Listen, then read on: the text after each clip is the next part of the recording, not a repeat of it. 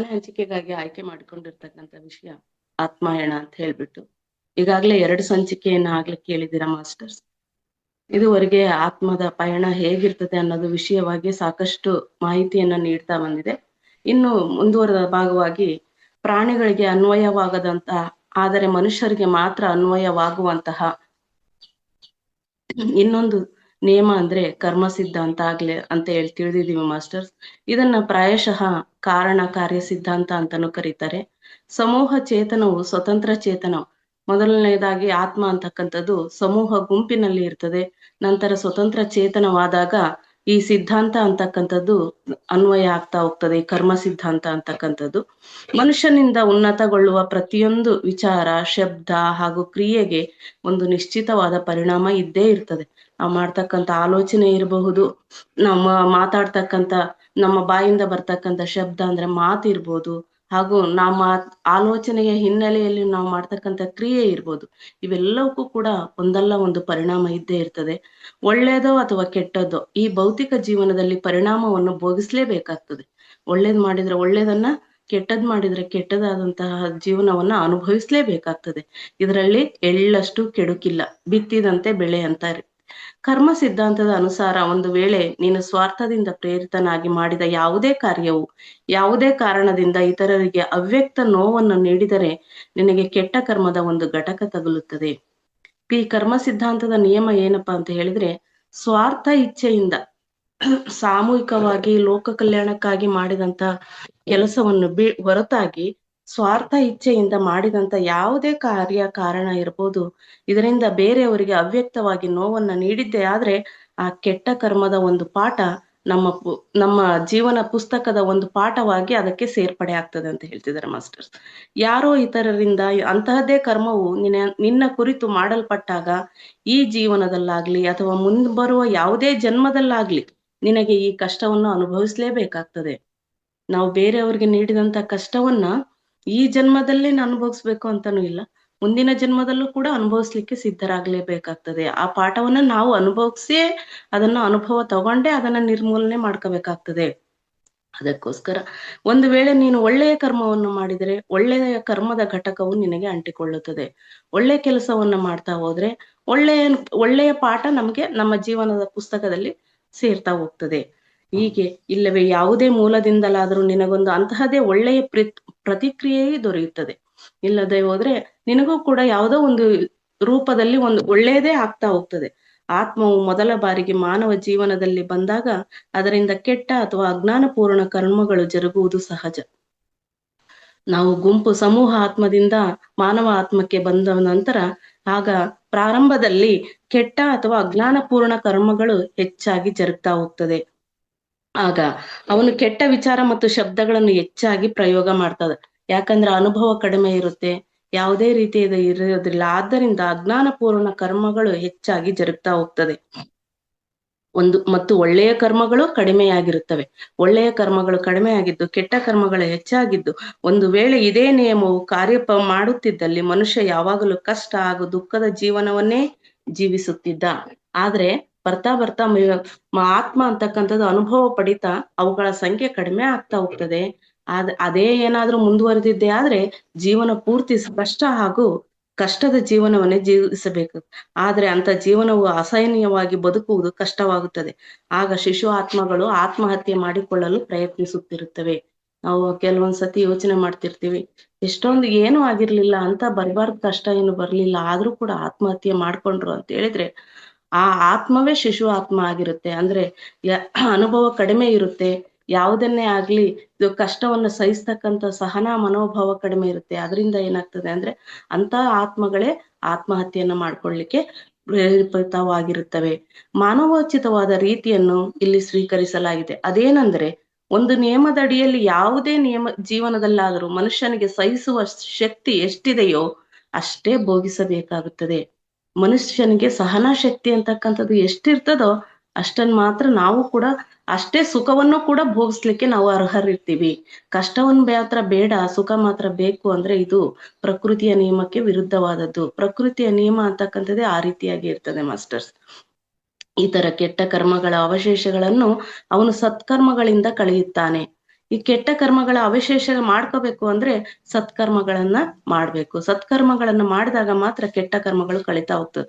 ಆಗಲೂ ಅವು ಬಾಕಿ ಉಳಿದರೆ ಅವುಗಳ ಪ್ರಾಯಶ್ಚಿತ್ತವನ್ನು ಮುಂದಿನ ಜನ್ಮದಲ್ಲಿ ಮಾಡಿಕೊಳ್ಳುತ್ತಾನೆ. ಈ ಜನ್ಮದಲ್ಲಿ ಏನಾದ್ರೂ ಬಾಕಿ ಉಳಿದಿದ್ದೆ ಆದ್ರೆ ಅವನ್ನ ಮುಂದಿನ ಜನ್ಮದಲ್ಲಿ ಕಳ್ಕೊಳ್ಳೇಬೇಕಾಗ್ತದೆ. ಈ ಒಪ್ಪಂದವನ್ನು ಬ್ಯಾಂಕಿನ ಓವರ್ ಡ್ರಾಫ್ಟ್ಗೆ ಹೋಲಿಸಬಹುದು. ಮನುಷ್ಯ ಜೀವನದ ಮೊದಲ 200ರಿಂದ 250 ಜನ್ಮಗಳಲ್ಲಿ ಅವನು ಓವರ್ ಡ್ರಾಫ್ಟ್ ಅನ್ನು ಹೆಚ್ಚಿಸುತ್ತಲೇ ಇರುತ್ತಾನೆ. ಈ ರೀತಿಯಿಂದ ಅವನ ಅಂತರಾತ್ಮನ ವಿಕಾಸ ಆಗುತ್ತಿರುತ್ತದೆ. ಪ್ರಾರಂಭದಲ್ಲಿ ಮಾನವ ಜನ್ಮಗಳಲ್ಲಿ 200ರಿಂದ 250 ಜನ್ಮಗಳ ಕಾಲನೂ ಕೂಡ ವ್ಯಕ್ತಿ ಹೆಚ್ಚು ಕೆಟ್ಟ ಕರ್ಮಗಳನ್ನೇ ಮಾಡ್ತಾ ಇರ್ತಾನೆ. ಇದರಿಂದ ವಿಭಿನ್ನ ಜನ್ಮಗಳಲ್ಲಿ ಆಗುವ ಅನುಭವಗಳನ್ನು ಆತ್ಮವು ಸಂಗ್ರಹಿಸಿ ಒಟ್ಟುಗೂಡಿಸುತ್ತಿರುತ್ತದೆ. ಈ ನಂತರದ ಜನ್ಮಗಳಲ್ಲಿ ಅಲ್ಲಿಂದ ಪಡೆದಂತ ಜನ್ಮಗಳ ಅನುಭವಗಳನ್ನ ಸಂಗ್ರಹಣೆ ಮಾಡ್ಕೊಂಡ್ಬಿಟ್ಟು ಒಂದು ಉದಾಹರಣೆಯ ಮುಖಾಂತರ ಹೇಳಲಿಕ್ಕೆ ಪ್ರಯತ್ನಿಸ್ತಿದ್ದಾರೆ ಮಾಸ್ಟರ್ಸ್. ಮಾನವ ಜಗತ್ತಿನೊಂದಿಗೆ ಕಡಿಮೆ ಹಾಗೂ ಪಶು ಜಗತ್ತಿನೊಂದಿಗೆ ಹೆಚ್ಚು ನಿಕಟವಿರುವ ಅವಿಕಸಿತ ವ್ಯಕ್ತಿಯು ತನ್ನದಲ್ಲದ ವಸ್ತುಗಳನ್ನು ಪಡೆಯ ಬಯಸುತ್ತಾನೆ. ಪ್ರಾರಂಭದಲ್ಲಿ ಬಂದಂತಹ ಮಾನವ ಜನ್ಮಕ್ಕೆ ಬಂದಂತಹ ವ್ಯಕ್ತಿ ಏನ್ ಮಾಡುತ್ತಾನೆ, ಪಶು ಜನ್ಮದಲ್ಲಿ ಸಂಬಂಧಪಟ್ಟಂತಹ ತನ್ನದಲ್ಲದ ವಸ್ತುಗಳನ್ನು ಪಡೆಯಲು ಬಯಸ್ತಾನೆ. ಆಗ ಅವನೊಳಗಿರ್ತಕ್ಕಂಥ ಪಶು ವೃತ್ತಿಯು ತನ್ನ ಶಕ್ತಿಯ ಬಲದಿಂದ ಆ ವಸ್ತುಗಳನ್ನು ಪಡೆಯಬೇಕೆಂಬ ಪ್ರವೃತ್ತಿಯನ್ನು ಉಂಟು ಮಾಡುತ್ತದೆ.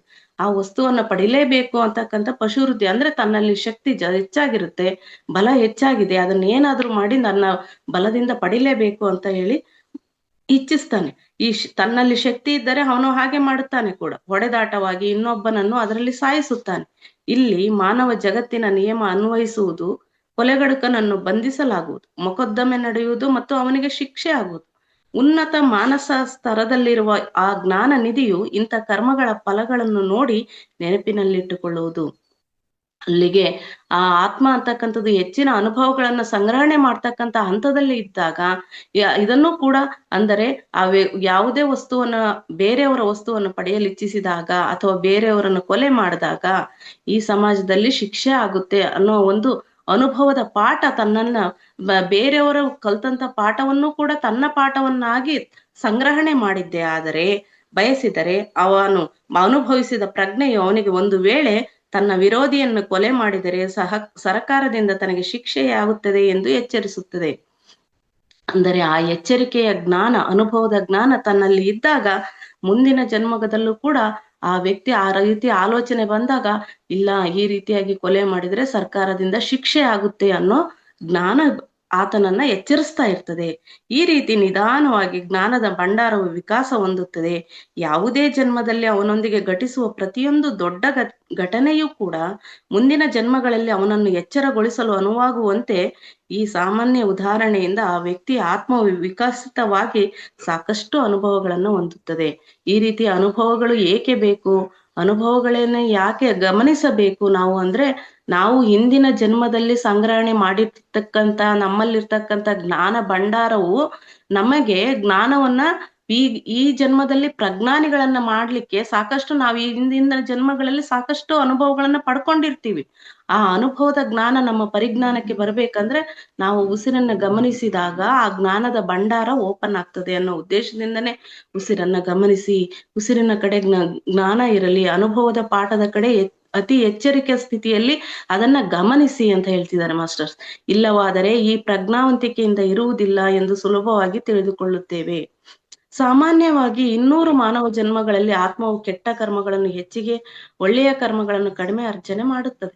ಕಷ್ಟ ಹಾಗೂ ದೌರ್ಭಾಗ್ಯವನ್ನು ಸಹಿಸುವ ಮೂಲಕ ಕೆಲವು ಕೆಟ್ಟ ಕರ್ಮಗಳ ಖುಲಾಸೆ ಆಗುತ್ತದೆ. ನಾವು ಯಾವುದೇ ಕಷ್ಟ ಅಂತ ಅನ್ಕೊಳ್ದೆ, ಭಗವಂತನನ್ನ ದೂಷಣೆ ಮಾಡದೆ ನಾವು ಆ ಕಷ್ಟವನ್ನು ಸಹಿಸಿದ್ದೇ ಆದ್ರೆ ಆ ಸಹಿಸುವ ಕಷ್ಟವನ್ನು ಸಹಿಸಿದಾಗ ನಮ್ಮ ಕರ್ಮಗಳು ಕೂಡ ಖುಲಾಸೆ ಆಗ್ತದೆ. ಅದಕ್ಕೂ ಮಿಕ್ಕಿ ಉಳಿದ ಶೇಷ ಭಾಗ ಓವರ್ ಡ್ರಾಫ್ಟ್ಗೆ ಜಮೆ ಆಗುತ್ತಾ ಹೋಗುತ್ತದೆ. ಅದಕ್ಕೂ ಮಿಕ್ಕಿ ಏನಾದ್ರೂ ಕರ್ಮಗಳು ಉಳಿದಿದ್ದೆ ಆದ್ರೆ ನಮ್ಮ ಮುಂದಿನ ಸಂಚಿತ ಕರ್ಮಕ್ಕೆ ಜಮೆ ಆಗ್ತಾ ಹೋಗ್ತದೆ. ಆದರೆ ಮಿಕ್ಕಿ ಉಳಿದ ಶೇಷ ಭಾಗ ಓವರ್ ಡ್ರಾಫ್ಟ್ಗೆ ಜಮೆ ಆಗುತ್ತಾ ಹೋಗಿ ಆತ್ಮವು ವಿಕಸಿತಗೊಳ್ಳತೊಡಗಿದಂತೆ ಅದರ ಅನುಭವವೂ ಹೆಚ್ಚಾಗತೊಡಗುತ್ತದೆ. ಆತ್ಮ ವಿಕಾಸಗೊಳ್ಳತೊಡಗಿದಂತೆಲ್ಲ ಅದರ ಅನುಭವವು ಹೆಚ್ಚಾಗುತ್ತಾ ತೊಡಗುತ್ತದೆ. ಆಗ ಅವನ ಸಾಮಾನ್ಯ ಬುದ್ಧಿಯು ಅವನಿಗೆ ಕೆಟ್ಟದ್ದನ್ನ ಮಾಡಿದರೆ ಕಷ್ಟ ಸಹಿಸಬೇಕಾಗುತ್ತದೆ. ಮತ್ತು ಒಳ್ಳೆಯದನ್ನ ಮಾಡಿದರೆ ಆನಂದದ ಜೊತೆ ಮಿತ್ರರೂ ದೊರೆಯುತ್ತಾರೆ. ಈ ಧ್ಯಾನಕ್ಕೆ ಬಂದ ಮೇಲೆ ತಿಳಿದಂತ ಮಹಾನ್ ಜ್ಞಾನ ಅಲ್ವಾ ಮಾಸ್ಟರ್ಸ್. ನಾವು ಯಾವುದೋ ಜನ್ಮದಲ್ಲಿ ಕೆಟ್ಟದ್ದನ್ನ ಮಾಡಿದ್ದರಿಂದನೋ ಏನೋ ನಮಗೆ ಕಷ್ಟಗಳು ಬಂದಿದೆ, ಅದನ್ನ ಸಹಿಸ್ಲೇಬೇಕಾಗ್ತದೆ. ನಾವು ಒಳ್ಳೆಯದನ್ನೇ ಮಾಡಿದ್ರೆ, ನಾವು ಯಾವುದೇ ಕಾರ್ಯವನ್ನ ಕೈಗೊಂಡಾಗ ನಮಗೆ ತಿಳಿಯದೆ ಹಾಸ್ಟೆಲ್ ಮಾಸ್ಟರ್ಸ್ ಸಹಾಯ ಮಾಡುತ್ತಾರೆ, ನಮ್ಮ ಜೊತೆ ಮಿತ್ರರಿರ್ತಾರೆ ಅನ್ನೋ ಭಾವನೆಯನ್ನ ಪ್ರತಿಯೊಬ್ಬ ಧ್ಯಾನಿಗಳಿಗೂ ಕೂಡ ಈಗಾಗ್ಲೇ ಅನುಭವಕ್ಕೆ ಬಂದಿರ್ತದೆ ಮಾಸ್ಟರ್ಸ್. ಈ ರೀತಿ ನಿಧಾನವಾಗಿ ಮಾನವ ಜೀವನದಲ್ಲಿ ಹೆಚ್ಚು ಹೆಚ್ಚು ಒಳ್ಳೆಯ ಕರ್ಮಗಳನ್ನು ಅರ್ಜನೆ ಮಾಡುವಂತಹ ಸ್ಥಿತಿಯೂ ದೊರೆಯುತ್ತದೆ. ಈ ರೀತಿಯಾಗಿ ಅನುಭವ ಹೆಚ್ಚಾದಂತೆ ಹೆಚ್ಚು ಹೆಚ್ಚು ಒಳ್ಳೆಯ ಸತ್ಕಾರ್ಯಗಳನ್ನೇ ಮಾಡ್ಬೇಕು, ಸತ್ಕರ್ಮಗಳನ್ನೇ ಮಾಡ್ಬೇಕು ಅನ್ನೋ ಜ್ಞಾನ ಹೆಚ್ಚಾಗಿ ದೊರೀತಾ ಹೋಗ್ತದೆ. ಈ ಸ್ಥಿತಿ ಮನುಷ್ಯನ ವಿಕಾಸ ಮಾರ್ಗದಲ್ಲಿ ಅತ್ಯಂತ ಮಹತ್ವಪೂರ್ಣವಾಗಿದೆ. ಮಾನವ ಜೀವನದ ವಿಕಾಸ ಪ್ರಕ್ರಿಯೆಯಲ್ಲಿ ಇದೊಂದು ಅತ್ಯಂತ ಮಹತ್ವಪೂರ್ಣವಾದಂತಹ ಮಾರ್ಗವಾಗಿದೆ. ಇಲ್ಲಿಂದಲೇ ಅವನು ಸಮಾಜಕ್ಕೆ ಒಳ್ಳೆ ಉಪಯೋಗವುಳ್ಳ ಮೌಲ್ಯದ ವ್ಯಕ್ತಿ ಆಗುತ್ತಾನೆ. ಮುಂಬರುವ ಜನ್ಮಗಳಲ್ಲಿ ಅವನು ಕ್ರಮೇಣ ಕೆಟ್ಟ ಕರ್ಮದ ಬಾಕಿ ಲೆಕ್ಕವನ್ನು ತೀರಿಸತೊಡಗಿದಂತೆ ಅವನು ಈ ಕೊಡುಕೊಳ್ಳುವ ವ್ಯವಹಾರದಿಂದ ಮುಕ್ತನಾಗುತ್ತಾನೆ. ಕೆಟ್ಟದ್ದನ್ ಮಾಡಿದ್ದೆ ಕೆಟ್ಟದ್ದನ್ನ ಅನುಭವಿಸ್ಬೇಕು, ಒಳ್ಳೇದನ್ ಮಾಡಿದ್ರೆ ಒಳ್ಳೇದನ್ನ ಅನುಭವಿಸ್ಬೇಕು. ಈ ಕೊಡುಕೊಳ್ಳುವಿಕೆಯ ಮಾರ್ಗದಿಂದ ಮುಕ್ತಿ ಬರ್ತಾ ಹೋಗ್ತಾರೆ. ಅವನಿಂದ ಮಾಡಲ್ಪಟ್ಟ ಸತ್ಕರ್ಮಗಳು ಅವನಿಗೆ ಹೆಚ್ಚು ಸುಖ ನೀಡುತ್ತಾ ಅವನು ಅದೇ ಮಾರ್ಗದಲ್ಲಿ ಮುಂದುವರಿಯಲು ಸಹಾಯ ಮಾಡುತ್ತದೆ. ಇಲ್ಲಪ್ಪ, ಯಾವಾಗ್ಲೂ ಒಳ್ಳೇದನ್ನೇ ಮಾಡ್ಬೇಕು, ಅದನ್ನ ಮಾಡೋದ್ರಿಂದ ಭಗವಂತ ಸದಾ ನನ್ನೊಂದಿಗೆ ಇದ್ದು ನನ್ನ ಎಲ್ಲಾ ಕಾರ್ಯಗಳಿಗೂ ಸಹಕರಿಸ್ತಾನೆ ಅನ್ನೋ ಮನೋಭಾವ ಬರೋದ್ರಿಂದ ಒಳ್ಳೆ ಕಾರ್ಯಗಳನ್ನೇ ಹೆಚ್ಚು ಹೆಚ್ಚು ಮಾಡ್ತಾ ಹೋಗ್ತಾರೆ. ಈ ರೀತಿಯಾಗಿ ನಿಸರ್ಗದ ನಿಯಮವು ಚಿತ್ರದ ವಿಭಿನ್ನ ಭಾಗಗಳಂತೆ ಎಲ್ಲ ಚಿತ್ರಗಳನ್ನು ಒಂದಕ್ಕೊಂದು ಜೋಡಿಸುತ್ತದೆ. ಕ್ರಮೇಣವಾಗಿ ನೀನು ಅದನ್ನೊಂದು ಚಿತ್ರವಾಗಿ ಜೋಡಿಸಲು ಕಲಿತುಕೊಳ್ಳುವಂತೆ ಆ ಬಿಡಿ ಭಾಗಗಳನ್ನೆಲ್ಲ ನಿನ್ನೆದುರು ಪ್ರಸ್ತುತಪಡಿಸುವುದು ನಮಗೆ ವಿಧಿಸಿದ ಕಾರ್ಯವಾಗಿದೆ. ಈಗ ಚಿಕ್ಕ ಮಕ್ಕಳಿಗೆ ಜ್ಞಾಪಕ ಶಕ್ತಿ, ಜ್ಞಾನ ಹೆಚ್ಚಿಸ್ಲಿಕ್ಕೋಸ್ಕರ ಒಂದು ಪೂರ್ಣ ಚಿತ್ರವನ್ನ ಸಣ್ಣ ಸಣ್ಣ ಸಣ್ಣ ಸಣ್ಣ ಭಾಗಗಳಾಗಿ ಕಟ್ ಮಾಡಿರ್ತಾರೆ. ಅದನ್ನ ಪುನಃ ಅದೇ ರೀತಿ ಜೋಡಿಸುವಂತೆ ಹೇಳ್ತಕ್ಕಂಥದ್ದು ಕೂಡ ಒಂದು ಚಟುವಟಿಕೆ ಇರ್ತದೆ. ಅದೇ ರೀತಿ ಕೂಡ ನಮ್ಮ ಜೀವನದಲ್ಲೂ ಕೂಡ ಒಂದು ಚಿತ್ರ, ಅದನ್ನ ವಿಭಿನ್ನ ಭಾಗವಾಗಿ ಕತ್ತರಿಸಿ ಕೊಟ್ಟು ಈಗ ನೀನೇ ಜೋಡಿಸ್ಕೊ, ಅದನ್ನ ಪೂರ್ಣತ್ವದೆಡೆಗೆ ಸಾಗ್ಬೇಕು ಅಂದ್ರೆ ನೀನು ಪೂರ್ಣವಾಗಿ ಆಗ್ಬೇಕು ಅಂದ್ರೆ ಆ ಚಿತ್ರವನ್ನು ಕೂಡ ನಿನ್ನ ಜೀವನದ ಚಿತ್ರಣವನ್ನ ಪೂರ್ಣವಾಗಿ ಜೋಡಿಸ್ಕೊ ಅಂತ ಹೇಳ್ಬಿಟ್ಟು ಇಡ್ತಕ್ಕಂಥದ್ದು ನಮ್ಮ ಎದುರಿಗೆ ಇರ್ತಕ್ಕಂಥ ಜೀವನದ ಸವಾಲಾಗಿದೆ. ಮನುಷ್ಯ ಜಗತ್ತಿನಲ್ಲಿ ಎಲ್ಲ ರೀತಿಯ ಅವಶ್ಯಕ ಅನುಭವಗಳನ್ನು ಯಾವ ರೀತಿಯಲ್ಲಿ ಪಡೆದುಕೊಳ್ಳುವನು ಎಂಬುದನ್ನು ತಿಳಿದುಕೊಳ್ಳಲು ನೀನು ಕೇವಲ ಸಂಗತಿಗಳನ್ನು ಆಧಾರ ರೂಪದಲ್ಲಿ ಸ್ವೀಕರಿಸಬೇಕಾಗುವುದು. ಮನುಷ್ಯ ಅನೇಕ ಅನುಭವಗಳನ್ನ ಪಡಿತಾ ಹೋಗ್ತಾರೆ. ಈ ಅನುಭವಗಳನ್ನ ಪಡೆದುಕೊಂಡಿದ್ದೀನಿ ಎಂಬುದನ್ನು ತಿಳ್ಕೊಬೇಕಂದ್ರೆ ಅನೇಕ ಸಂಗತಿಗಳನ್ನ ಅನೇಕ ರೂಪದಲ್ಲಿ ಸ್ವೀಕರಿಸಬೇಕಾಗ್ತದೆ. ನನಗೆ ಇದ್ರ ಬಗ್ಗೆ ಗೊತ್ತು, ಇದ್ರ ಬಗ್ಗೆ ಜ್ಞಾನ ಇದೆ ಅನ್ನೋ ನಮ್ಗೆ ಕೆಲವೊಂದ್ಸತಿ ಅನುಭವಕ್ಕೂ ಕೂಡ ಬರ್ತಾ ಹೋಗ್ತದೆ ಮಾಸ್ಟರ್ಸ್. ಮನುಷ್ಯನು ಒಂದು ಆತ್ಮವಾಗಿದ್ದಾನೆ. ಅವಿಕಸಿತ ಮನುಷ್ಯನಿಂದ ಕಾಡು ಮನುಷ್ಯ ಹಾಗೂ ಪರಿಪೂರ್ಣ ಮನುಷ್ಯನಾಗುವ ವಿಕಾಸ ಕ್ರಮದಲ್ಲಿ ಅವನಿಗೆ ಚೇತನ ಅಥವಾ ಶರೀರಗಳ 3 ವಾಹನಗಳನ್ನು ಉಪಯೋಗ ಮಾಡಬೇಕಾಗುವುದು. ಮನುಷ್ಯ ಅಂತಕ್ಕಂಥದನ್ನ ಮನುಷ್ಯನ ಜೀವನದಲ್ಲಿ ವಿಕಸಿತ ಆಗ್ಬೇಕಾದ್ರೆ ಈ 3 ವಾಹನಗಳನ್ನು ಉಪಯೋಗ ಮಾಡ್ಕೋಬೇಕಾಗ್ತದೆ. ಆ ವಾಹನಗಳು ಅಂದ್ರೆ ಮನೋಮಯ ಕೋಶ, ಪ್ರಾಣಮಯ ಕೋಶ ಹಾಗೂ ಅನ್ನಮಯ ಕೋಶ. ಕಣ್ಣಿಗೆ ಕಾಣುತ್ತಿರುವುದೇ ಕೊನೆಯದಾದಂತ ಅನ್ನಮಯ ಕೋಶ ಅಥವಾ ಭೌತಿಕ ಶರೀರವಾಗಿದೆ. ಇದರೊಳಗೆ ನಾವು ಇದ್ದೇವೆ. ಈ ಭೌತಿಕ ಮನೋಮಯ ಹಾಗೂ ಸೂಕ್ಷ್ಮ ಜಗತ್ತುಗಳೊಂದಿಗೆ ನಾವು ಚೇತನದ ವಿಭಿನ್ನ ಸ್ತರಗಳೊಂದಿಗೆ ಸ್ಪಂದಿಸುತ್ತಾ ಈ 3 ಶರೀರಗಳನ್ನ ಉಪಯೋಗಿಸ್ತೇವೆ. ಇದಕ್ಕೇನೆ ನಾವು ಮನೋಲೋಕ, ಸೂಕ್ಷ್ಮ ಲೋಕ ಮತ್ತು ಭೌತಿಕ ಜಗತ್ತು ಅಂತ ಕೂಡ ಕರಿತೀವಿ. ಈಗಾಗ್ಲೇ ತಿಳಿದಿದ್ದೀವಿ ಮಾಸ್ಟರ್ಸ್, ಈ 3 ಲೋಕಗಳು 3 ಚಕ್ರಗಳಿಗೆ ಸಂಬಂಧಿಸಿದ ಹಾಗೆ ಈ ಭೌತಿಕ ಜೀವನಕ್ಕೆ ಸಂಬಂಧಿಸಿದೆ. ಇವು ವಾಹನಗಳನ್ನ ಬಳಕೆ ಮಾಡ್ಕೊಂಡ್ಬಿಟ್ಟು ನಾವು ನಮ್ಮ ಜೀವನ ಪಯಣವನ್ನ ಸಾಗಿಸಿ ಅಪಾರವಾದ ಅನಾಹತ ಚಕ್ರದ ಪಯಣ ಅಲ್ಲಿಗೆ ತಲುಪಬೇಕಂದ್ರೆ ಈ 3 ವಾಹನಗಳ ಬಳಕೆ ಮಾಡ್ಕೊಂಡ್ಬಿಟ್ಟು ನಾವು ಅನಾಹತ ಚಕ್ರವನ್ನು ತಲುಪಬೇಕು. ಮನೋಲೋಕದ ಮೇಲಿನ ಸ್ತರದಲ್ಲಿ ಆತ್ಮನ ನಿಲಯದ ಕಾರಣವಾದಂತಹ ಈ 3 ಲೋಕಗಳಿಂದಲೂ ಕಾರಣವಾದಂತಹ ಕಾರಣ ಲೋಕ ಇದೆ. ಅನಾಹತ ಚಕ್ರಕ್ಕೆ ತಲುಪಿದೀವಿ ಅಂದ್ರೆ ಈ ಲೋಕಗಳ ಲೆಕ್ಕದಲ್ಲಿ ಹೇಳ್ಬೇಕಾದ್ರೆ ಕಾರಣ ಲೋಕ, ಆತ್ಮ ನಿವಾಸ ಇರ್ತಕ್ಕಂಥ ಕಾರಣ ಲೋಕವನ್ನ ತಲುಪಿದೆ ಅಂತ ಆಗ್ತದೆ. ಆದರೆ ಆ ಕಾರಣ ಲೋಕ ಅಂತಕ್ಕಂಥದ್ದು ಈ 3 ಲೋಕಗಳಿಂದನೂ ಕೂಡ ಆತ್ಮವು ಆವೃತವಾಗಿದೆ. ಆತ್ಮವು ಕಾರಣ ಲೋಕದಿಂದ ಹೊರಟು ಹೊಸ ಜನ್ಮದೆಡೆಗೆ ಪಯಣಿಸುವಾಗ ಅದಕ್ಕೆ ಒಂದೊಂದಾಗಿ ಈ 3 ಶರೀರಗಳ ಅವಶ್ಯಕತೆನೂ ಬೀಳುತ್ತದೆ. ನೀನು ಇದನ್ನು ಈ ರೀತಿಯಾಗಿ ತಿಳಿದುಕೊಳ್ಳಲು ಪ್ರಯತ್ನಿಸಬಹುದು.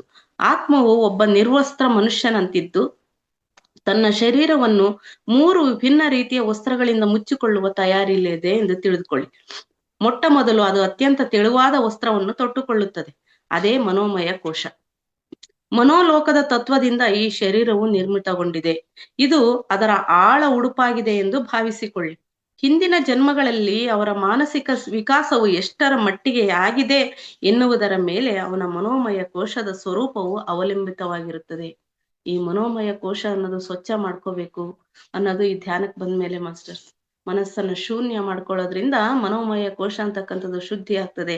ಈ ಮನೋಮಯ ಕೋಶ ಅಂತಕ್ಕಂಥದ್ದು ಎಷ್ಟರ ಮಟ್ಟಿಗೆ ಇಂದಿನ ಜನ್ಮದಲ್ಲಿ ಎಷ್ಟರ ಮಟ್ಟಿಗೆ ಇದೇ ವಿಕಾಸ ಹೊಂದಿದೆ ಅನ್ನೋದ್ರ ಮೇಲೆ ಈ ಜನ್ಮ ಸೃಷ್ಟಿಯಾಗಿದೆ.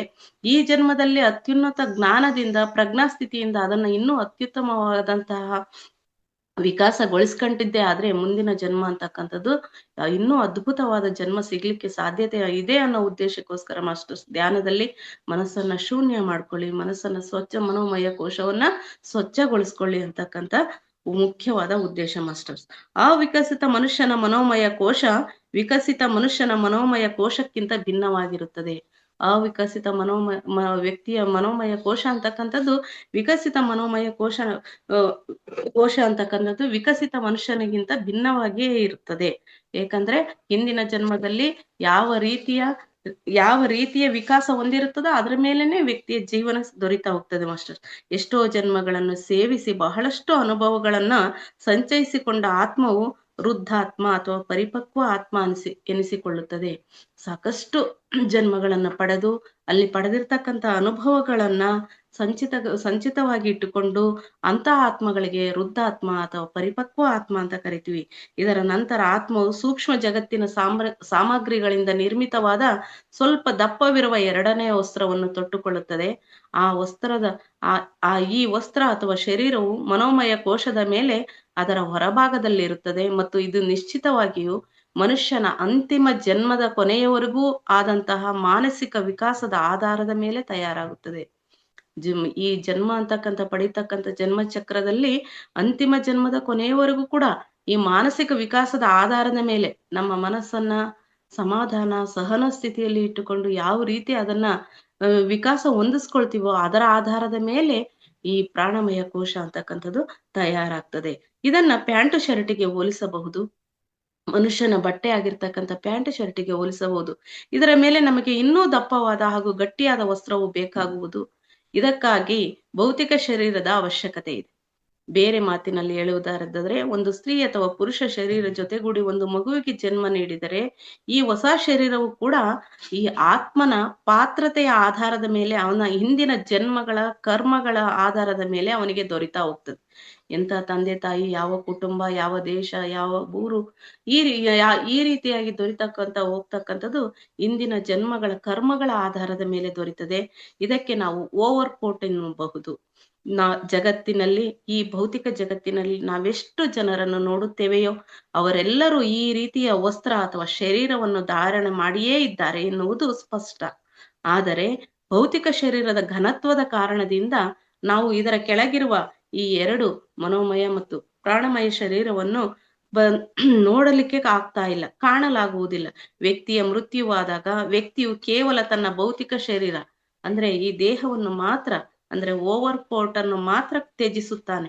ಅವನು ಇನ್ನು ಸ್ವಯಂ ತನ್ನ ಮೊದಲಿನ ಮನೋಮಯ ಕೋಶ ಹಾಗೂ ಪ್ರಾಣಮಯ ಕೋಶಗಳಲ್ಲಿ ಇರುವಂತವನೇ ಆಗಿದ್ದಾನೆ. 2ರಲ್ಲಿಯೂ ಸೂಕ್ಷ್ಮ ಶರೀರ ಸ್ವಲ್ಪ ದಪ್ಪವಿದೆ. ಆದ್ದರಿಂದ ಅದು ಹೊರಭಾಗದಲ್ಲಿದೆ. ಮನೋಮಯ ಕೋಶವು ಅದರ ಕೆಳಗೆ ಇದೆ. ಮೃತ್ಯುವಿನ ನಂತರ ಏನು ಜರುಗುತ್ತದೆ ಎಂದು ಹೇಳುವ ಮೊದಲು ಈ ಶರೀರಗಳ ಕುರಿತಾಗಿ ತಿಳಿದುಕೊಳ್ಳೋಣ. ನಾವು ಈಗ ಕಣ್ಣಿನಿಂದ ನೋಡುತ್ತಿರುವ ಭೌತಿಕ ಶರೀರವು ಘನ ಭೌತಿಕ ತತ್ವಗಳಿಂದಾಗಿದೆ. ಇವೇನು ಪಂಚಭೂತ ತತ್ವಗಳಿಂದಾಗಿದೆ ಅಂತ ತಿಳಿದಿದ್ದೀವಿ ಮಾಸ್ಟರ್ಸ್ ಈಗಾಗ್ಲೇ. ಆದರೆ ಈ ಶರೀರದ ಒಂದು ಅತ್ಯಲ್ಪ ಘನಭಾಗ ತತ್ವವೂ ಇದೆ. ಇದು ತಮ್ಮ ಜೀವಿತ ಸಮಯದಲ್ಲಿ ಹಾಗೂ ಮೃತ್ಯುವಿನ ವೇಳೆಯಲ್ಲಿ ಬಹಳ ಮಹತ್ವಪೂರ್ಣ ಪಾತ್ರವನ್ನು ನಿರ್ವಹಿಸುತ್ತದೆ. ಇದು ಆತ್ಮನ ನಿವಾಸ ಸ್ಥಾನವಾಗಿರುವ ಭೌತಿಕ ಶರೀರದಂತಹ ಸಾಮಾನ್ಯ ಶರೀರವಲ್ಲ. ನಾವು ದಿವ್ಯ ದೃಷ್ಟಿ ಎಂದು ಕರೆಯುವ ಅಲೌಕಿಕ ಅಥವಾ ಅತೀಂದ್ರಿಯ ದೃಷ್ಟಿಯು ನಿನ್ನಲ್ಲಿ ವಿಕಸಿತವಾಗುವವರೆಗೂ ಕೂಡ ನೀನು ಇದನ್ನು ನೋಡಲಾರೆ. ನಾವು ಏನೋ ಸಾಮಾನ್ಯ ಭೌತಿಕ ಕಣ್ಣಿನಿಂದ ನೋಡ್ತಕ್ಕಂಥದ್ದು ಈ ಭೌತಿಕ ಶರೀರ ಮಾತ್ರ. ಈ ಪ್ರಾಣಮಯ ಶರೀರವನ್ನು ಕಾಣ್ಬೇಕು, ಮನೋಮಯ ಕೋಶವನ್ನು ಕಾಣ್ಬೇಕು ಅಂತ ಹೇಳಿದ್ರೆ ನಮ್ಮಲ್ಲಿ ಇರ್ತಕ್ಕಂಥ ದಿವ್ಯ ದೃಷ್ಟಿಯಿಂದನೇ ನೋಡ್ಲಿಕ್ಕೆ ಸಾಧ್ಯತೆ ಇದೆ. ಅತೀಂದ್ರಿಯ ದೃಷ್ಟಿಯಿಂದ ಮಾತ್ರ ನೋಡ್ಲಿಕ್ಕೆ ಸಾಧ್ಯತೆ ಇದೆ. ಅದು ವಿಕಾಸ ಹೊಂದಿದ್ರೆ ಮಾತ್ರ ಅವುಗಳನ್ನ ನೋಡ್ಲಿಕ್ಕೆ ಸಾಧ್ಯತೆ ಇದೆ. ಅಲ್ಲಿವರೆಗೂ ಕೂಡ ನಾವು ಈ ಇನ್ನುಳಿದ ಶರೀರಗಳನ್ನ ನೋಡ್ಲಿಕ್ಕೆ ಸಾಧ್ಯವಿಲ್ಲ. ಯಾವ ತತ್ವದಿಂದ ಈ ಶರೀರವು ನಿರ್ಮಾಣವಾಗುತ್ತವೆಯೋ ಅದು ನಮ್ಮ ಸ್ನಾಯುಗಳನ್ನು ಕೂಡ ಆವೃತಗೊಂಡಿರುತ್ತದೆ. ಈಗಾಗಲೇ ಇದ್ರ ಬಗ್ಗೆ ದೇಹದ ರಚನೆ ಬಗ್ಗೆ ಗುರುಗಳು ಸಾಕಷ್ಟು ಮಾಹಿತಿಯನ್ನು ಕೂಡ ಕೊಟ್ಟಿದ್ದಾರೆ ಮಾಸ್ಟರ್ಸ್. ಇದ್ರಲ್ಲಿ ಆಗ್ಲೇನೆ ಕೂಡ ಇದು ವಿದ್ಯುತ್ ಪ್ರವಾಹದ ಒಂದು ನಿಯಮವಾಗಿದೆ. ಆದರೆ ಇದು ತಂತಿಗಳ ಮೂಲಕ ಹರಿಯದೆ ಎಲ್ಲೆಡೆ ಸುತ್ತುವರಿದಿರುವ ತನ್ನ ವಾಯು ತತ್ವದ ಆವರಣದೊಳಗೇನೆ ಪ್ರವಹಿಸುತ್ತದೆ. ನಾವು ಯಾವ ತತ್ವದಲ್ಲಿ ಹೆಚ್ಚಾಗಿ ಯಾವ ತತ್ವವನ್ನು ಬಳಕೆ ಮಾಡಿಕೊಂಡು ನಮ್ಮ ಶರೀರ ಸೃಷ್ಟಿಯಾಗಿದೆಯೋ ಅದರ ಆಧಾರದ ಮೇಲೆನೆ ನಮ್ಮ ಸ್ನಾಯುಗಳ ಸುತ್ತ ಈ ತತ್ವ ಅಂತಕ್ಕಂಥದ್ದು ಆವೃತವಾಗಿರುತ್ತದೆ. ಅದು ವಿದ್ಯುತ್ತಿಗೆ ಹೋಲಿಕೆ ಮಾಡ್ತಾರೆ, ಆದ್ರೆ ಅದು ವಿದ್ಯುತ್ತನ್ನ ತಂತಿಯಲ್ಲಿ ಪ್ರವಹಿಸ್ತಾರೆ. ಆ ರೀತಿಯಾಗಿ ಇರೋದಿಲ್ಲ. ನಮ್ಮ ಸ್ನಾಯುಗಳ ಸುತ್ತ ಇದು ವಾಯು ತತ್ವದ ಆವರಣದೊಳಗೆ ಪ್ರವಹಿಸಿರ್ತದೆ. ಈಗಾಗ್ಲೇ ನಾವು ಆಹಾರ ಅಂತ ಹೇಳಿದ್ವಿ, ನಮ್ಮಲ್ಲಿ ದೇಹದ ಹೊರ ಭಾಗದಲ್ಲಿ ಇರ್ತಕ್ಕಂಥದ್ದು, ಇದು ಒಳ ಭಾಗದಲ್ಲಿ ಇರ್ತಕ್ಕಂಥ ಆಹಾರ ಬಗ್ಗೆ ಹೇಳ್ತಾ ಇದ್ದಾರೆ ಮಾಸ್ಟರ್ಸ್. ಈ ಆವರಣವನ್ನು ತೆಗೆದರೆ ನಮಗೆ ಯಾವುದೇ ರೀತಿಯ ಸಂವೇಗ ಅಥವಾ ಅನುಭೂತಿ ಉಂಟಾಗುವುದಿಲ್ಲ. ನಮ್ಮ ಶಾರೀರಿಕ ಸ್ನಾಯು ವ್ಯವಸ್ಥೆಯಲ್ಲಿ ಕೂಡ ಹಾಗೆಯೇ ಆಗುತ್ತದೆ. ತರಂಗಗಳು ಶಾರೀರಿಕ ಸ್ನಾಯುಗಳ ಶ್ವೇತ ರೇಷೆಗಳಲ್ಲಿ ಪ್ರವಹಿಸಿದೆ ಅದರ ಸುತ್ತಲೂ ಸುತ್ತುವರಿದಿರುವ ವಾಯು ತತ್ವದೊಂದಿಗೆ ಪ್ರವಹಿಸುತ್ತಿದೆ. ಇದರಿಂದಾಗಿ ಈ ಆವರಣವನ್ನು ಶಾರೀರಿಕ ಸ್ನಾಯುಗಳಿಂದ ತೆಗೆದರೂ ನಮಗೆ ಯಾವುದೇ ರೀತಿಯ ಅನುಭೂತಿ ಉಂಟಾಗುವುದಿಲ್ಲ. ಉದಾಹರಣೆಗೆ ನಾವು ಏನು ಅನಸ್ತೇಶಿಯಾ ಅಂತ ಕೊಡೋದ್ರ ಬಗ್ಗೆ ಹೇಳ್ತಾ ಹೋಗ್ತಿದ್ದಾರೆ ಮಾಸ್ಟರ್ಸ್. ಆ ಸಂದರ್ಭದಲ್ಲಿ ಯಾವ ರೀತಿ ನಮ್ಮ ದೇಹ ನಿಶ್ಚಲ ಸ್ಥಿತಿಯನ್ನು ಹೊಂದುತ್ತೆ, ತದನಂತರ ಎಚ್ಚರಿಕೆ ಆದಾಗ ಯಾವ ರೀತಿ ಆಗ್ತದೆ ಅಂತ. ಒಬ್ಬ ವ್ಯಕ್ತಿಗೆ ಅರವಳಿಕೆ ಔಷಧಿ ನೀಡಿದಾಗ ಈ ಕಡೆಯಿಂದ ಆ ಕಡೆ ಸಂವೇದನೆಯನ್ನು ಸ್ಥಾನಾಂತರಗೊಳಿಸುವ ವಾಯು ತತ್ವವು ಈ ವಿಶಿಷ್ಟ ಸ್ನಾಯುಗಳಿಂದ ದೂರ ಸರಿಯಲ್ಪಡುತ್ತದೆ. ಯಾವುದೇ ಆಪರೇಷನ್ ಮಾಡುವಾಗ ಆ ಆಪರೇಷನ್ ಮಾಡುವ ಸ್ಥಳಕ್ಕೆ ಈ ಅರವಳಿಕೆ ಮದ್ದನ್ನು ನೀಡಿದಾಗ ಆ ಸ್ವಲ್ಪ ಸಮಯದವರೆಗೆ ಆ ಭಾಗದಲ್ಲಿ ಕತ್ತರಿಸಿದ್ರು ಕೂಡ ಯಾವ ಪ್ರಜ್ಞಾ ಸ್ಥಿತಿಯೂ ಕೂಡ ಇರೋದಿಲ್ಲ. ಆ ಸಮಯದಲ್ಲಿ ಏನ್ ಮಾಡ್ತಾರೆ ಅಂದ್ರೆ ಅಲ್ಲಿ ಪ್ರತಿಯೊಂದು ಸ್ನಾಯುಗಳ ಸುತ್ತ ಏನು ಈ ವಾಯು ತತ್ವದಲ್ಲಿ ತುಂಬಿಕೊಟ್ಟಿರ್ತಕ್ಕಂಥ ಶಕ್ತಿ ಇದೆಯಲ್ಲ ಅದನ್ನ ಸ್ವಲ್ಪ ಚದುರಿಸ್ತಾರೆ. ಕತ್ತರಿಸಿದರು ಡಾಕ್ಟರ್ಗಳು ಅವುಗಳನ್ನು ಕತ್ತರಿಸಿದರು ರೋಗಿಗೆ ಯಾವುದೇ ಅನುಭೂತಿ ಉಂಟಾಗುವುದಿಲ್ಲ. ರೋಗಿಯನ್ನು ದೀರ್ಘ ಸಮಯದವರೆಗೆ ಮೂರ್ಛೆಗೊಳಿಸಿದಾಗ ಯಾವುದೇ ದೊಡ್ಡ ಶಸ್ತ್ರಚಿಕಿತ್ಸೆಯಾಗಿ ಸಾಮಾನ್ಯ ಅರವಳಿಕೆಯನ್ನು ನೀಡಿದಾಗ ಆಗ ಆ ಔಷಧಿಯ ಮೂಲಕ ಆ ವಾಯು ತತ್ವವನ್ನು ಸಘನ ಶರೀರದಿಂದ ಒಟ್ಟಾರೆಯಾಗಿ ದೂರ ಸರಿಸಲಾಗುತ್ತದೆ.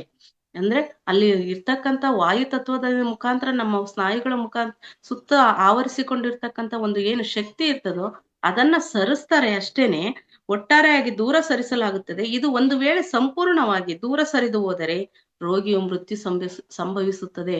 ಅಂದ್ರೆ ಅದಕ್ಕೋಸ್ಕರನೇ ಕೆಲವೊಬ್ರು ಆಪರೇಷನ್ ಸಮಯದಲ್ಲಿ ಆ ಅನಸ್ತೇಶಿಯಾ ಅಂತಕ್ಕಂಥದನ್ನ ಎಷ್ಟು ಬೇಕೋ ಅಷ್ಟನ್ನ ನೀಡಿ ಅದಕ್ಕೋಸ್ಕರ ಅನುಭವಿ ತಜ್ಞರನ್ನೇ ಬಳಕೆ ಮಾಡ್ಕೊಳ್ತಾರೆ ಮಾಸ್ಟರ್ಸ್. ಆ ರೀತಿಯಾಗಿ ಆ ಸರಿಸಿರ್ತಕ್ಕಂಥ ವೇಳೆ ಒಳಗಡೆನೆ ಚಿಕಿತ್ಸೆ ಅಂತಕ್ಕಂಥದ್ದು ಸಂಪೂರ್ಣಗೊಂಡು ಪುನಃ ಅದನ್ನು ಒಗ್ಗೂಡಿಸಿದಾಗ ಅಲ್ಲಿ ಆ ಶಕ್ತಿ ಅಂತಕ್ಕಂಥದ್ದು ಬಿಡುಗಡೆ ಆಗುತ್ತೆ. ಇಲ್ಲದೆ ಹೋದರೆ ಸಘನ ಶರೀರದಿಂದ ಒಟ್ಟಾರೆ ದೂರ ಸರಿಸಲಾಗಿರುತ್ತದೆ. ಆಗ ಒಂದು ವೇಳೆ ಸಂಪೂರ್ಣವಾಗಿ ದೂರ ಸರಿದು ಹೋದರೆ ವ್ಯಕ್ತಿಯು ಮೃತ್ಯುನೂ ಕೂಡ ಸಂಭವಿಸುತ್ತದೆ. ಒಮ್ಮೊಮ್ಮೆ ಏನಾಗ್ತದೆ, ಒಮ್ಮೊಮ್ಮೆ ಚಿಕಿತ್ಸೆಯ ಕ್ರಿಯೆಯ ಸಮಯದಲ್ಲಿ ರೋಗಿಯು ಮೃತ್ಯು ಸಂಭವಿಸುವುದಕ್ಕೆ ಇದು ಕೂಡ ಒಂದು ಕಾರಣ ಆಗಿರಬಹುದು. ಅರವಳಿಕೆ ಔಷಧಿಯನ್ನು ಕಡಿಮೆ ಪ್ರಮಾಣದಲ್ಲಿ ನೀಡಿದ್ದರೆ, ವಾಯು ತತ್ವವು ಸರಿಯಾಗಿ ದೂರ ಸರಿದಿರದಿದ್ದರೆ ಆಪರೇಷನ್ ಮುಗಿಯುವ ಮುನ್ನವೇ ಮರಳಿ ಆ ವ್ಯಕ್ತಿಗೆ ಎಚ್ಚರಿಕೆಯಾಗಿ ತುಂಬಾ ನೋವು ಕೂಡ ಎಲ್ಲದೂ ಕೂಡ ಎಚ್ಚರ ಸ್ಥಿತಿಯಲ್ಲಿದ್ದು ಜ್ಞಾನವೂ ಕೂಡ ನೋವಿನ ಅನುಭವವೂ ಕೂಡ ಹೆಚ್ಚಾಗಿ ಗೊತ್ತಾಗಬಹುದು. ಈ ವಾಯು ತತ್ವವು ಬಹಳ ಸೂಕ್ಷ್ಮ ಮತ್ತು ಬಳುಕುವಂತದ್ದಾಗಿರ್ತದೆ. ನಿದ್ರೆಯ ಅವಧಿಯಲ್ಲಿ ಭೌತಿಕ ಶರೀರ ಮತ್ತು ಸೂಕ್ಷ್ಮ ಶರೀರದ ನಡುವೆ ಸಂಬಂಧ ಜೋಡಿಸುವುದು ಕೂಡ ಈ ತತ್ವವೇ. ಇದರ ಇನ್ನೊಂದು ಕೆಲಸನೂ ಕೂಡ ಇದು. ನೀನು ಅಂದರೆ ಒಂದು ಆತ್ಮ ಭೌತಿಕ ಶರೀರದಿಂದ ಹೊರ ಹೋದಾಗ ಶರೀರವು ಹಾಗೆಯೇ ಹಾಸಿಗೆಯ ಮೇಲೆ ಬಿದ್ದುಕೊಂಡಿರುತ್ತದೆ. ಆಗ ಒಂದು ತುದಿಯಿಂದ ನಿನ್ನ ಸೂಕ್ಷ್ಮ ಶರೀರ ಮತ್ತು ಇದರೊಂದಿಗೆ ಇನ್ನೊಂದು ತುದಿಯಿಂದ ಭೌತಿಕ ಶರೀರವನ್ನು ಆವರಿಸಿರುವಂತ ವಾಯು ತತ್ವವು ವಿಸ್ತೃತಗೊಳ್ಳುತ್ತಾ ಹೋಗುತ್ತದೆ. ಇದನ್ನೇ ನಾವು ಸಿಲ್ವರ್ ಕಾರ್ಡ್ ಅಂದೇ ಕೂಡ ತಿಳಿದಿದ್ದೀವಿ ಮಾಸ್ಟರ್ಸ್. ಬೆಳ್ಳಿಯ ದಾರ ನಿನಗೆ ಬೇಕೆನಿಸುವಷ್ಟು ದೂರ ಯಾತ್ರಿಸಬಹುದು. ಭೌತಿಕ ಶರೀರವು ಹಾಸಿಗೆಯ ಮೇಲಿದ್ದರೂ ಅದು ಸೂಕ್ಷ್ಮ ಶರೀರದೊಂದಿಗೆ ಜೋಡಿಸಿರುತ್ತದೆ. ಭೌತಿಕ ಶರೀರವು ಎಚ್ಚರಗೊಳ್ಳುವ ಸಮಯ ಬಂದಾಗ ವಾಯು ತತ್ವದ ಮೂಲಕ ನಿನಗೆ ಸಂದೇಶ ಕಳಿಸಲಾಗುತ್ತದೆ. ಆಗ ನೀನು ತಕ್ಷಣವೇ ಮರಳಿ ಶರೀರದಲ್ಲಿ ಬರಬೇಕಾಗುವುದು. ಭೌತಿಕ ಜಗತ್ತಿನಲ್ಲಿ ಈ ರೀತಿ ಮರಳಿ ಬರುವುದಕ್ಕೆ ನಿದ್ರೆಯಿಂದ ಎಚ್ಚರವಾಗುವುದು ಎನ್ನುತ್ತಾರೆ. ಆಮೇಲೆ ನೀನು ಯಥಾರೀತಿ ನಿನ್ನ ದೈನಂದಿನ ಕಾರ್ಯಗಳಲ್ಲೂ ಕೂಡ ತೊಡಗಬಹುದು. ನೀನು ಮಲಗಿರುವಾಗ ಆತ್ಮವು ಶರೀರದ ಹೊರಗೆ ಹೊರಟು ಹೋಗಿರುತ್ತದೆ. ಆಗ ಶರೀರವು ಚೇತನ ಶೂನ್ಯವಾಗಿರುತ್ತದೆ. ಆಗ ನೀನು ಸೂಕ್ಷ್ಮ ಶರೀರದ ಮೂಲಕ ಸೂಕ್ಷ್ಮ ಲೋಕದಲ್ಲಿ ಪ್ರಯಾಣ ಮಾಡುವುದೂ ಜರುಗುತ್ತದೆ. ನೀನು ಎಲ್ಲಿ ಬೇಕೆಂದರಲ್ಲಿ ಹೋಗಬಹುದು. ಈ ಸಮಯದಲ್ಲಿ ಶರೀರವು ಮಂಚದ ಮೇಲೆ ಮಲಗಿದ ಸ್ಥಿತಿಯಲ್ಲೇ ಇರುತ್ತದೆ ಮತ್ತು ವಿಶ್ರಾಂತಿಯ ಮೂಲಕ ಭವಿಷ್ಯಕ್ಕಾಗಿ ಊರ್ಜಾ ಶಕ್ತಿಯನ್ನು ಕೂಡ ಸಂಗ್ರಹಿಸುತ್ತಿರುತ್ತದೆ. ಮಲಗಿದ ಸಮಯದಲ್ಲಿ ನಮ್ಮ ದೇಹದ ಒಂದೊಂದು ಸಮಯದಲ್ಲಿ ಒಂದೊಂದು ಭಾಗ ಶುದ್ಧೀಕರಣ ಆಗ್ತದೆ ಅಥವಾ ಆ ಶಕ್ತಿಯನ್ನ ಪಡ್ಕೊಳ್ತದೆ ಅಂತ ಹೇಳ್ಬಿಟ್ಟು ಅದರ ಬಗ್ಗೆನೂ ಕೂಡ ಸಾಕಷ್ಟು ಮಾಹಿತಿಯನ್ನು ತಿಳಿದಿದೀವಿ ಮಾಸ್ಟರ್ಸ್. ನಮ್ಮ ದೇಹ ಮಾತ್ರ ಶಕ್ತಿ ಪಡೆದಿರ್ತದೆ, ಆದ್ರೆ ನಮ್ಮಲ್ಲಿರ್ತಕ್ಕಂಥ ಚೈತನ್ಯ ಶಕ್ತಿ ಬೇರೆ ಬೇರೆ ಲೋಕಗಳಲ್ಲೂ ಕೂಡ ಪಯಣಕ್ಕೆ ಹೋದಾಗ್ಲೂ ನಮ್ಮ ದೇಹ ಅಂತಕ್ಕಂಥದ್ದು ಶುದ್ಧೀಕರಣ ನಡೀತಾ ಇರ್ತದೆ. ಭೌತಿಕ ಶರೀರಕ್ಕೆ ಜೀವನ ಮತ್ತು ಆರೋಗ್ಯವನ್ನು ಹೊಂದಲು ಆಹಾರ ನೀರಿನ ಅವಶ್ಯಕತೆ ಇರುವಂತೆಯೇ ವಿಶ್ರಾಂತಿಯನ್ನು ಕೂಡ ಅದು ಬಯಸುತ್ತದೆ. ಆದರೆ ಅಂದರೆ ಆತ್ಮನಿಗೆ ವಿಶ್ರಾಂತಿಯ ಅವಶ್ಯಕತೆ ಇಲ್ಲ. ದೇಹಕ್ಕೆ ಮಾತ್ರ ವಿಶ್ರಾಂತಿಯ ಅವಶ್ಯಕತೆ ಇದೆ, ಆತ್ಮನಿಗೆ ವಿಶ್ರಾಂತಿಯ ಅವಶ್ಯಕತೆ ಇಲ್ಲ. ನಿನ್ನ ಸೂಕ್ಷ್ಮ ಶರೀರದೊಂದಿಗೆ ಎಲ್ಲಿ ಬೇಕಾದರೂ ನೀನು ಸುಗಮವಾಗಿ ಹೋಗಬಹುದು. ಸೂಕ್ಷ್ಮ ಜಗತ್ತಿನಲ್ಲಿ ಗುರುತ್ವಾಕರ್ಷಣ ಶಕ್ತಿ ಅಂತಕ್ಕಂಥದ್ದು ಕೆಲಸ ಮಾಡುವುದಿಲ್ಲ. ಆದ್ದರಿಂದ ಕೆಳಗೆ ಭೂಮಿ ಅಥವಾ ಸಮುದ್ರ ಏನೇ ಇದ್ದರೂ ನೀವು ಮೇಲೆ ಆರಾಮವಾಗಿ ತೇಲುತ್ತಾ ಹೋಗಬಹುದು. ಭೌತಿಕ ಶರೀರವು ವಿಶ್ರಾಂತಿ ಪಡೆಯುವವರೆಗಿನ ಅಲ್ಪ ಸಮಯದಲ್ಲಿ ನೀನು ಅಸೀಮಿತ ದೂರವನ್ನು ಕೂಡ ಕ್ರಮಿಸಬಹುದು. ಕೇವಲ 2.5 ನಿಮಿಷದಲ್ಲಿ ಭೂಮಂಡಲದ ಪರಿಕ್ರಮಣ ಹಾಕಬಲ್ಲೆ ಎಂದು ಹೇಳಿದರೆ ಪ್ರಯಾಣದ ಗತಿ ಎಷ್ಟು ವೇಗವಾಗಿರುತ್ತದೆಂದು ನೀವೇ ಊಹಿಸಿಕೊಳ್ಳಿ. ಅಂದ್ರೆ ಬರೀ 2.5 ನಿಮಿಷದಲ್ಲೇ ಇಡೀ ಭೂಮಂಡಲವನ್ನೇ ಸುತ್ತಿ ಬರುವಷ್ಟು ಅಭೂತಪೂರ್ವವಾದಂತ ಚೈತನ್ಯ ನಿನ್ನಲ್ಲಿ ಇದೆ ಅಂದ್ರೆ ನಿನ್ನ ಪ್ರಯಾಣದ ಗತಿ ಸ್ಪೀಡ್ ಎಷ್ಟಿದೆ ಅಂತ ಹೇಳ್ಬಿಟ್ಟು ನೀವೇ ಊಹಿಸ್ಕೊಳ್ಳಿ ಅಂತ ಹೇಳ್ತಿದ್ದಾರೆ. ನೀವು ಸೂಕ್ಷ್ಮ ಶರೀರವು ಭೌತಿಕ ಶರೀರಕ್ಕಿಂತ ಬಹಳಷ್ಟು ಸೂಕ್ಷ್ಮ ಪದಾರ್ಥಗಳಿಂದ ಮಾಡಲ್ಪಟ್ಟಿದೆ. ಈ ಸೂಕ್ಷ್ಮ ಶರೀರ ಅಂತಕ್ಕಂಥದ್ದು ಭೌತಿಕ ಶರೀರವೇ ಬೇರೆ, ಅದಕ್ಕಿಂತಲೂ ತುಂಬಾ ಸೂಕ್ಷ್ಮ ಪದಾರ್ಥಗಳಿಂದ ಮಾಡಲ್ಪಟ್ಟಿದೆ. ಜನ್ಮದ ಸಮಯದಲ್ಲೂ ಆತ್ಮನ ಸುತ್ತಲೂ ಆವರಿಸಿರುತ್ತದೆ. ಇದು ನಮಗಾಗಿ ನಮ್ಮ ಶರೀರದಲ್ಲಿ ತುಂಬಿಕೊಂಡಿರುತ್ತದೆ. ಒಂದು ಹೊಳೆಯುವ ಮಂಜಿನಿಂದಾದ ಅಂಡಾಕಾರದಂತೆ ಇರುತ್ತದೆ. ಊಹೆ ಮಾಡ್ಕೋಬೇಕು ಅಂದ್ರೆ ಒಂದು ಮಂಜಿನಿಂದ ಮಾಡಿರ್ತಕ್ಕಂಥ ಅಂಡಾಕಾರದ ರೂಪದಲ್ಲಿ. ಆದರೆ ಭೌತಿಕ ಶರೀರವು ಸಘನವಾಗಿರುವ ಕಾರಣದಿಂದ ಅದು ತನ್ನೆಡೆಗೆ ಜೋರಾಗಿ ಈ ಶರೀರವನ್ನು ಅತ್ಯಂತ ಸಮೀಪ ಎಳೆದುಕೊಳ್ಳುತ್ತದೆ. ಈ ಭೌತಿಕ ಶರೀರ ಅಂತಕ್ಕಂಥದ್ದು ಘನ ಸ್ಥಿತಿಯಲ್ಲಿ ಹೆಚ್ಚು ಘನ ಸ್ಥಿತಿಯಲ್ಲಿ ಇರೋದ್ರಿಂದ ಅದು ಜೋರಾಗಿ ತನ್ನೆಡೆಗೆ ಅತ್ಯಂತ ಸಮೀಪ ಎಳೆದುಕೊಳ್ಳುತ್ತದೆ. ಈ ರೀತಿಯಾಗಿ ನಮ್ಮ ಭೌತಿಕ ರೂಪದ ಸೂಕ್ಷ್ಮ ಪ್ರತಿರೂಪವು ತಯಾರಾಗುತ್ತದೆ. ಅದು ಈ ಅಂಡಾಕಾರದ ಮಧ್ಯದಲ್ಲಿ ಇರುತ್ತದೆ. ಈ ಸೂಕ್ಷ್ಮ ಶರೀರದಲ್ಲಿ ಎಲ್ಲವೂ ನಮ್ಮ ಭೌತಿಕ ಶರೀರದಂತೆಯೇ ಇರುತ್ತದೆ. ಆದರೆ ಇದೆಲ್ಲ ಆಗಿರುವುದು ಸೂಕ್ಷ್ಮ ತತ್ವದಿಂದ. ಭೌತಿಕ ಶರೀರದ ಮೃತ್ಯುವಾದ ಮೇಲೆ ಸೂಕ್ಷ್ಮ ಶರೀರಕ್ಕೆ ಭೌತಿಕ ಶರೀರದ ಆಕಾರದಲ್ಲಿಯೇ ಇರಬೇಕಾದ ಅಗತ್ಯ ಇಲ್ಲವಾದುದರಿಂದ ಅದರ ಈ ಸೂಕ್ಷ್ಮ ರೂಪವು ಮೊದಲಿನಂತೆಯೇ ಆಗುತ್ತದೆ. ಆಗ ಅದರ ಆಕಾರವು ಹೆಚ್ಚು ಕಡಿಮೆ ಆಗುವುದಿಲ್ಲ. ಇದರ ಕಾರಣವೇನೆಂದರೆ ಭೌತಿಕ ಶರೀರದಂತೆ ಸೂಕ್ಷ್ಮ ಶರೀರವು ಅಂಗಾಂಗಗಳ ಅಥವಾ ಎಲುಬುಗಳ ವಾಹನವಾಗಿರದೆ ಅದು ಕೇವಲ ಮಂಜಿನಂತ ಶರೀರವಾಗಿರುತ್ತದೆ. ಮನುಷ್ಯನು ನಿದ್ರೆಯಲ್ಲಿರುವಾಗ ಅವನಿಗೆ ಸೂಕ್ಷ್ಮ ಲೋಕದ ಪರಿಸ್ಥಿತಿಗಳಲ್ಲಿ ಇರುವ ಸುಯೋಗ ಒದಗಿ ಬರುತ್ತದೆ. ಆದರೆ ವಾಸ್ತವವಾಗಿ ಎಲ್ಲರೂ ಇದರ ಲಾಭ ಪಡೆದುಕೊಳ್ಳುವುದಿಲ್ಲ. ವಿಕಾಸದ ಗತಿಯಲ್ಲಿ ಮುಂದುವರೆದವರು ಅಥವಾ ಸಾಮಾನ್ಯರಿಗಿಂತ ಅಧಿಕ ವಿಕಾಸ ಹೊಂದಿರುವವರು ಮಾತ್ರ ಈ ಪರಿಸ್ಥಿತಿಗಳ ಲಾಭ ಪಡೆದುಕೊಳ್ಳಬಲ್ಲರು. ಕೆಲವೊಬ್ರು ಹೇಳ್ತಾರೆ, ನಾವು ನಿದ್ರಾ ಸ್ಥಿತಿಯಲ್ಲಿದ್ದಾಗ, ಎಚ್ಚರ ಸ್ಥಿತಿಯಲ್ಲಿದ್ದು ಸೂಕ್ಷ್ಮ ಲೋಕದ ಪಯಣ ಮಾಡಿದಾಗ ಆದಂತ ಅನುಭವಗಳನ್ನು ಹೇಳ್ತಾರಲ್ವಾ ಮಾಸ್ಟರ್ಸ್. ಅದಕ್ಕೆ ಆ ಸುಯೋಗ ಒಂದಕ್ಕೂ ಕೂಡ ಆ ಲಾಭವನ್ನ ಪಡ್ಕೋಬೇಕು ಅಂದ್ರೆ ನಮ್ಮಲ್ಲೂ ಕೂಡ ಮನೋಮಯ ಕೋಶ ಮತ್ತು ಪ್ರಾಣಮಯ ಕೋಶದ ವಿಕಾಸ ಅತಿ ಹೆಚ್ಚಿನದಾಗಿರಬೇಕು. ಅತಿ ಹೆಚ್ಚಿನ ವಿಕಾಸವನ್ನು ಹೊಂದಿದವರಿಗೆ ಮಾತ್ರ ಇದರ ಲಾಭವನ್ನ ಪಡೀಲಿಕ್ಕೆ ಸಾಧ್ಯತೆ ಇದೆ. ಈ ಪರಿಸ್ಥಿತಿಗಳ ಲಾಭ ಪಡೆದುಕೊಳ್ಳಬಲ್ಲರು. ಒಂದು ಕಿಶೋರಾವಸ್ಥೆಯ ಆತ್ಮ ಅಥವಾ ಅವಿಕಸಿತ ಆತ್ಮವು ಮಲಗಿದ ವೇಳೆಯಲ್ಲಿ ಖಂಡಿತವಾಗಿ ಶರೀರದಿಂದ ಹೊರಬರುತ್ತದೆ. ಹಾಗಾದ್ರೆ ಬೇರೆ ವಿಕಾಸ ಹೊಂದಿಲ್ದವ್ರು ಬರಲ್ವಾ ಅಂದ್ರೆ ಬಂದೇ ಬರ್ತದೆ. ಪ್ರತಿಯೊಬ್ಬರಿಂದಲೂ ಕೂಡ ಈ ಆತ್ಮ ಅಂತಕ್ಕಂಥದ್ದು ಹೊರ ಬಂದೇ ಬರುತ್ತೆ. ಆದ್ರೆ ಅದರ ಜ್ಞಾನ ದೊರಿಬೇಕು ಅಂತ ಹೇಳಿದ್ರೆ ನಮ್ಮಲ್ಲಿ ಹೆಚ್ಚಿನ ವಿಕಾಸ ಹೊಂದಿರ್ತಕ್ಕಂಥ ಆತ್ಮ ಆಗಿರ್ಬೇಕು. ಆದರೆ ಉನ್ನತ ಲೋಕಗಳಿಗೆ ಹೋಗುವಷ್ಟು ಅದರ ಆತ್ಮವು ವಿಕಾಸ ಹೊಂದಿರುವುದಿಲ್ಲ. ಆದ್ದರಿಂದ ಮಲಗದ ವೇಳೆಯಲ್ಲಿ ಅದು ಮೇಲೆ ಸುತ್ತುತ್ತಿರುತ್ತದೆ. ಇದರಿಂದ ಅದಕ್ಕೆ ಮರಳಿ ಬರುವ ಸೂಚನೆ ದೊರೆಯುತ್ತಿದ್ದಂತೆ ತಕ್ಷಣವೇ ಬರಲು ಅನುಕೂಲವಾಗುತ್ತದೆ. ಪ್ರೌಢ ಆತ್ಮಗಳು ಸಾಮಾನ್ಯವಾಗಿ ಸೂಕ್ಷ್ಮ ಲೋಕಗಳಲ್ಲಿ ಹೋಗಿ ಬರುವಂತೆ ಕಿಶೋರಾವಸ್ಥೆಯ ಆತ್ಮಗಳು ಹೋಗಿ ಬರುವುದು ಸಾಧ್ಯವಾಗುವುದಿಲ್ಲ. ಅಂತ ವ್ಯಕ್ತಿಯು ಮರಣ ಹೊಂದಿದ ಮೇಲೆ ಭೌತಿಕ ಶರೀರದಿಂದ ರಹಿತವಾದಾಗ ಅವನಿಗೆ ಯಾವುದೇ ಒಂದು ಅದ್ಭುತ ಲೋಕದಲ್ಲಿ ಇದ್ದಂತೆ ಅನಿಸುತ್ತದೆ. ಹೆಚ್ಚಿನ ಜ್ಞಾನವನ್ನು ಹೊಂದಿದಂತ ಆತ್ಮಗಳು ನಾವಾಗಿದ್ದಾಗ ಬೇರೆ ಲೋಕದಲ್ಲಿ ಇದ್ದಾಗ್ಲೂ ಕೂಡ ಆ ಲೋಕದಲ್ಲಿ ಏನೇನ್ ನಡೀತದೆ, ಏನೇನ್ ಮಾಡಿ ಬಂದೆ ಅನ್ನೋದು ಕೂಡ ಅನುಭವ ಬರುತ್ತದೆ. ಕೆಲವೊಂದು ಈ ವೇಳೆ ಮರಣ ಹೊಂದಿದ ತಕ್ಷಣ ತನಗೆ ಪರಿಚಿತವಾದ ಅದೇ ಭೌತಿಕ ಶರೀರದಲ್ಲಿ ಮರಳಿ ಪ್ರವೇಶಿಸಲು ವ್ಯಾಕುಲವಾಗುತ್ತದೆ. ವ್ಯಕ್ತಿ ಅಂತಕ್ಕಂಥದ್ದು ಮರಣ ಹೊಂದಿದಾಗ ಭೌತಿಕ ಶರೀರದಿಂದ ರಹಿತವಾದಾಗ ಅವರಿಗೆ ಯಾವುದೇ ಒಂದು ಅದ್ಭುತ ಲೋಕದಲ್ಲಿ ಇದ್ದಂತೆ ಅನಿಸುತ್ತೆ. ಆದ್ರೆ ಕೆಲವೊಂದು ವೇಳೆ ಮರಣ ಹೊಂದಿದ ತಕ್ಷಣ ಪರಿಚಿತವಾದ ಭೌತಿಕ ಶರೀರಕ್ಕೆ ಮರಳಿ ಆ ಶರೀರವನ್ನೇ ಪಡಿಲಿಕ್ಕೆ ಅದು ದ್ವಂದ್ವತ್ವ ಸ್ಥಿತಿಯಲ್ಲಿ ಒದ್ದಾಡ್ತಾ ಇರ್ತದೆ.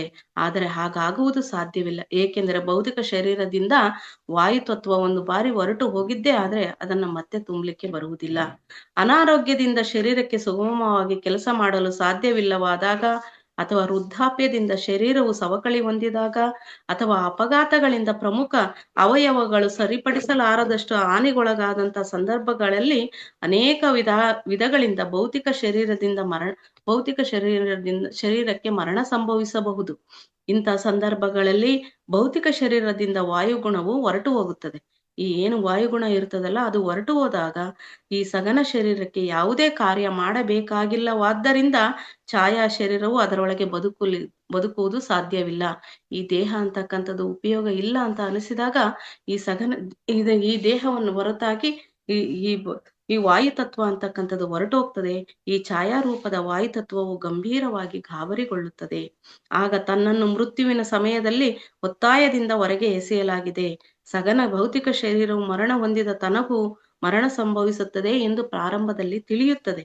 ಆದರೆ ಅದು ಸಾಯುವುದಿಲ್ಲ. ಇದೇ ಬಯಕೆಯ ಕಾರಣದಿಂದಾಗಿ ಅದು ಮನುಷ್ಯನ ಸೂಕ್ಷ್ಮ ಶರೀರದೊಂದಿಗೆ ಮೆತ್ತಿಕೊಳ್ಳುತ್ತದೆ. ತಾನು ಸಾಯುವುದಿಲ್ಲ ಎಂದು ಅದು ಭರವಸೆ ಹೊಂದತೊಡಗುತ್ತದೆ. ಮನುಷ್ಯನು ತನ್ನ ಇಚ್ಛಾಶಕ್ತಿಯ ಬಲದಿಂದ ಮಾತ್ರ ಈ ಗತಿರೋಧದಿಂದ ಪಾರಾಗಬಲ್ಲ. ಪ್ರತಿಯೊಬ್ಬರಿಗೂ ಕೂಡ ಈ ಜ್ಞಾನ ಅಂತಕ್ಕಂಥದ್ದು, ಆತ್ಮಾಯಣ ಅಂತಕ್ಕಂಥದ್ದು, ಆತ್ಮಜ್ಞಾನ ಯಾಕೆ ಬೇಕು ಅಂದ್ರೆ ಮಾಸ್ಟರ್ಸ್, ನಾವು ಕೂಡ ಈ ದೇಹವನ್ನು ತ್ಯಜಿಸಿದಾಗ ಆತ್ಮಕ ಅಂತಕ್ಕಂಥದ್ದು ಹೋಗ್ತದೆ. ಇದರ ಬಗ್ಗೆ ಈ ರೀತಿ ಎಲ್ಲ ಇರ್ತದೆ ಅನ್ನೋ ಜ್ಞಾನ ನಮಗಿದ್ರೆ ಮಾತ್ರ ಈ ಗತಿರೋಧದಿಂದ ನಾವು ಮುಂದಿನ ಪಯಣಕ್ಕೆ ಸಿದ್ಧರಾಗ್ಲಿಕ್ಕೆ ಸಾಧ್ಯ. ಅದಕ್ಕೋಸ್ಕರ ಪ್ರತಿಯೊಬ್ಬರಿಗೂ ಕೂಡ ಈ ಜ್ಞಾನ ಬೇಕಾಗ್ತದೆ.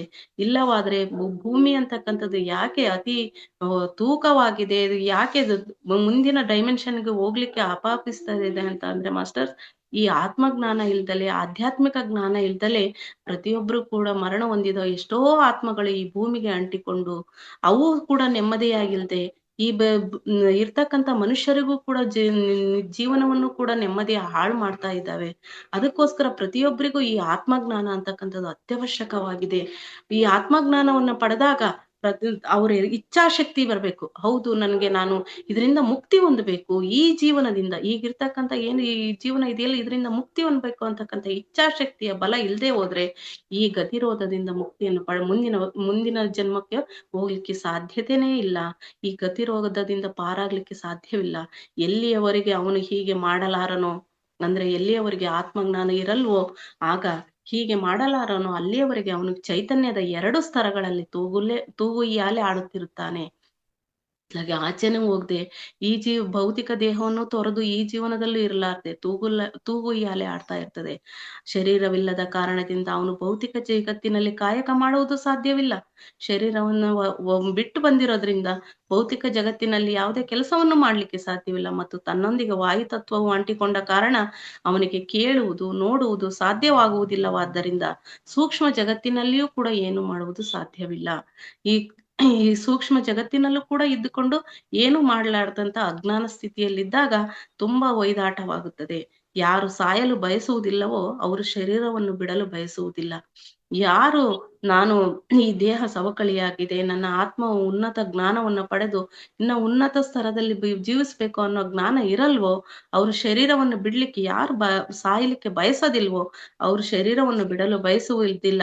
ಅದೇ ವೇಳೆ ಆಚೆಗಿನ ತೀರದಲ್ಲಿರುವ ಅವನ ಮಿತ್ರರು ಅವನಿಗೆ ಹಾಗೆ ಮಾಡುವಂತೆ ಸಲಹೆ ನೀಡುತ್ತಿರುತ್ತಾರೆ. ನಾವೀಗಾಗ್ಲೇ ಸತ್ಯಪಯಣದಲ್ಲಿ ಸಾಕಷ್ಟು ಮಾಹಿತಿಯನ್ನು ಕೂಡ ತಿಳಿದಿದೀವಿ ಮಾಸ್ಟರ್ಸ್ ಇದ್ರ ಬಗ್ಗೆ ಎಲ್ಲ. ಈ ದೇಹವನ್ನ ಬಿಟ್ಟು ನೀನು ಈ ಬೇರೆ ಲೋಕಕ್ಕೆ ಬಾ ಅಂತ ಹೇಳಿಬಿಟ್ಟು ತನಗೆ ಪರಿಚಿತರೇ ಬಂದು ಕರೀತಾ ಇರ್ತಾರೆ. ಆದ್ರೆ ನಮಗೆ ಆ ಜ್ಞಾನ ಈ ಈ ಜೀವಿತದಲ್ಲಿ ಆತ್ಮದ ಜ್ಞಾನ ದೊರೆತಾಗ ಮಾತ್ರ ಸಾಧ್ಯ ಅಂತ ಹೇಳ್ತಿದ್ದಾರೆ ಮಾಸ್ಟರ್ಸ್. ಈ ಸಲಹೆ ನೀಡುತ್ತಾ ಇರ್ತಾರೆ, ಬಹುಶಃ ಭೌತಿಕ ಜೀವನ ಇನ್ನೂ ನಡೆಯಬಹುದು ಎಂಬ ಆಶೆಯನ್ನು. ಅವರು ತಮ್ಮ ಭೌತಿಕ ಶರೀರದ ಅವಶೇಷ ಅಂಗಗಳೊಂದಿಗೆ ಸಂಬಂಧ ಹೊಂದಿರುತ್ತಾರೆ, ಏಕೆಂದರೆ ಇದರ ಹೊರತು ಅವರಿಗೆ ಜೀವನದ ಬೇರೆ ರೂಪಗಳ ಪರಿಚಯವೇ ಇರುವುದಿಲ್ಲ. ಭೌತಿಕ ಜೀವಿತದಲ್ಲಿ ಯಾರಾದ್ರೂ ಮರಣ ಹೊಂದಿದಾಗ ಅತಿ ಹೆಚ್ಚು ದುಃಖಿಸ್ತಕ್ಕಂಥದ್ದು, ಅವರನ್ನ ಪದೇ ಪದೇ ನೆನಪು ಮಾಡ್ಕೊಳ್ತಕ್ಕಂಥದ್ದು, ಪದೇ ಪದೇ ಮತ್ತೆ ಹುಟ್ಟಿವಾ ಅಂತ ಹೇಳ್ತಕ್ಕಂಥದ್ದು, ಇಂಥವೆಲ್ಲವೂ ಕೂಡ ಈ ಭೌತಿಕ ಲೋಕದಲ್ಲಿ ನಡೀತಾ ಇರ್ತದೆ ಮಾಸ್ಟರ್ಸ್. ಯಾಕೆ ಅಂತ ಹೇಳಿದ್ರೆ ಅವರಿಗೆ ಮುಂದಿನ ಜೀವನದ ಆತ್ಮಜ್ಞಾನ ಗೊತ್ತಿರೋದಿಲ್ಲ, ಪರಿಚಯ ಇರೋದ ಕಾರಣ ಈ ರೀತಿಯಾಗಿ ನಡೀತಿದೆ. ಆದರೆ ಇವುಗಳೊಂದಿಗೆ ಹೋರಾಡುವುದರಲ್ಲಿ ಯಾವುದೇ ಅರ್ಥವಿಲ್ಲ. ನಾವು ಈ ದೇಹವನ್ನು ಬಿಟ್ಟು ಹೋದ್ಮೇಲೆ ಇದ್ರ ಜೊತೆ ಹೋರಾಡೋದ್ರಲ್ಲಿ ಯಾವುದೇ ಇರ್ತವಿಲ್ಲ, ಏಕೆಂದರೆ ಹಿಂದೆಲ್ಲ ನಾಳೆ ನಾವು ಇವುಗಳನ್ನೆಲ್ಲ ಬಿಡಲೇಬೇಕಾಗುವುದು ಮತ್ತು ಇಚ್ಛಾಶಕ್ತಿಯನ್ನು ಉಪಯೋಗಿಸಲೇಬೇಕಾಗುವುದು. ಇಚ್ಛಾಶಕ್ತಿಯನ್ನು ಉಪಯೋಗಿಸ್ಕೊಂಡ್ಲೇಬೇಕು, ಇಲ್ಲ ಆದ್ರೆ ಮುಂದಿನ ಪಯಣ ಸಾಧ್ಯವೇ ಇಲ್ಲ. ಹಾಗೆ ಮಾಡದೇ ಇದ್ದರೆ ಅವಶ್ಯಕತೆಗಳಿಗಿಂತ ಹೆಚ್ಚಿನ ಸಮಯದವರೆಗೆ ಎರಡು ಲೋಕಗಳ ಮಧ್ಯೆ ನೇತಾಡುತ್ತಿರಬೇಕಾಗುತ್ತದೆ. ನಾವು ಈ ಜ್ಞಾನವನ್ನು ಪಡೆದು ಈ ಜ್ಞಾನದಂತೆ ನಡೆದೇ ಹೋದ್ರೆ ಏನಾಗ್ತದೆ, ಅವಶ್ಯಕತೆ ಇಲ್ಲ.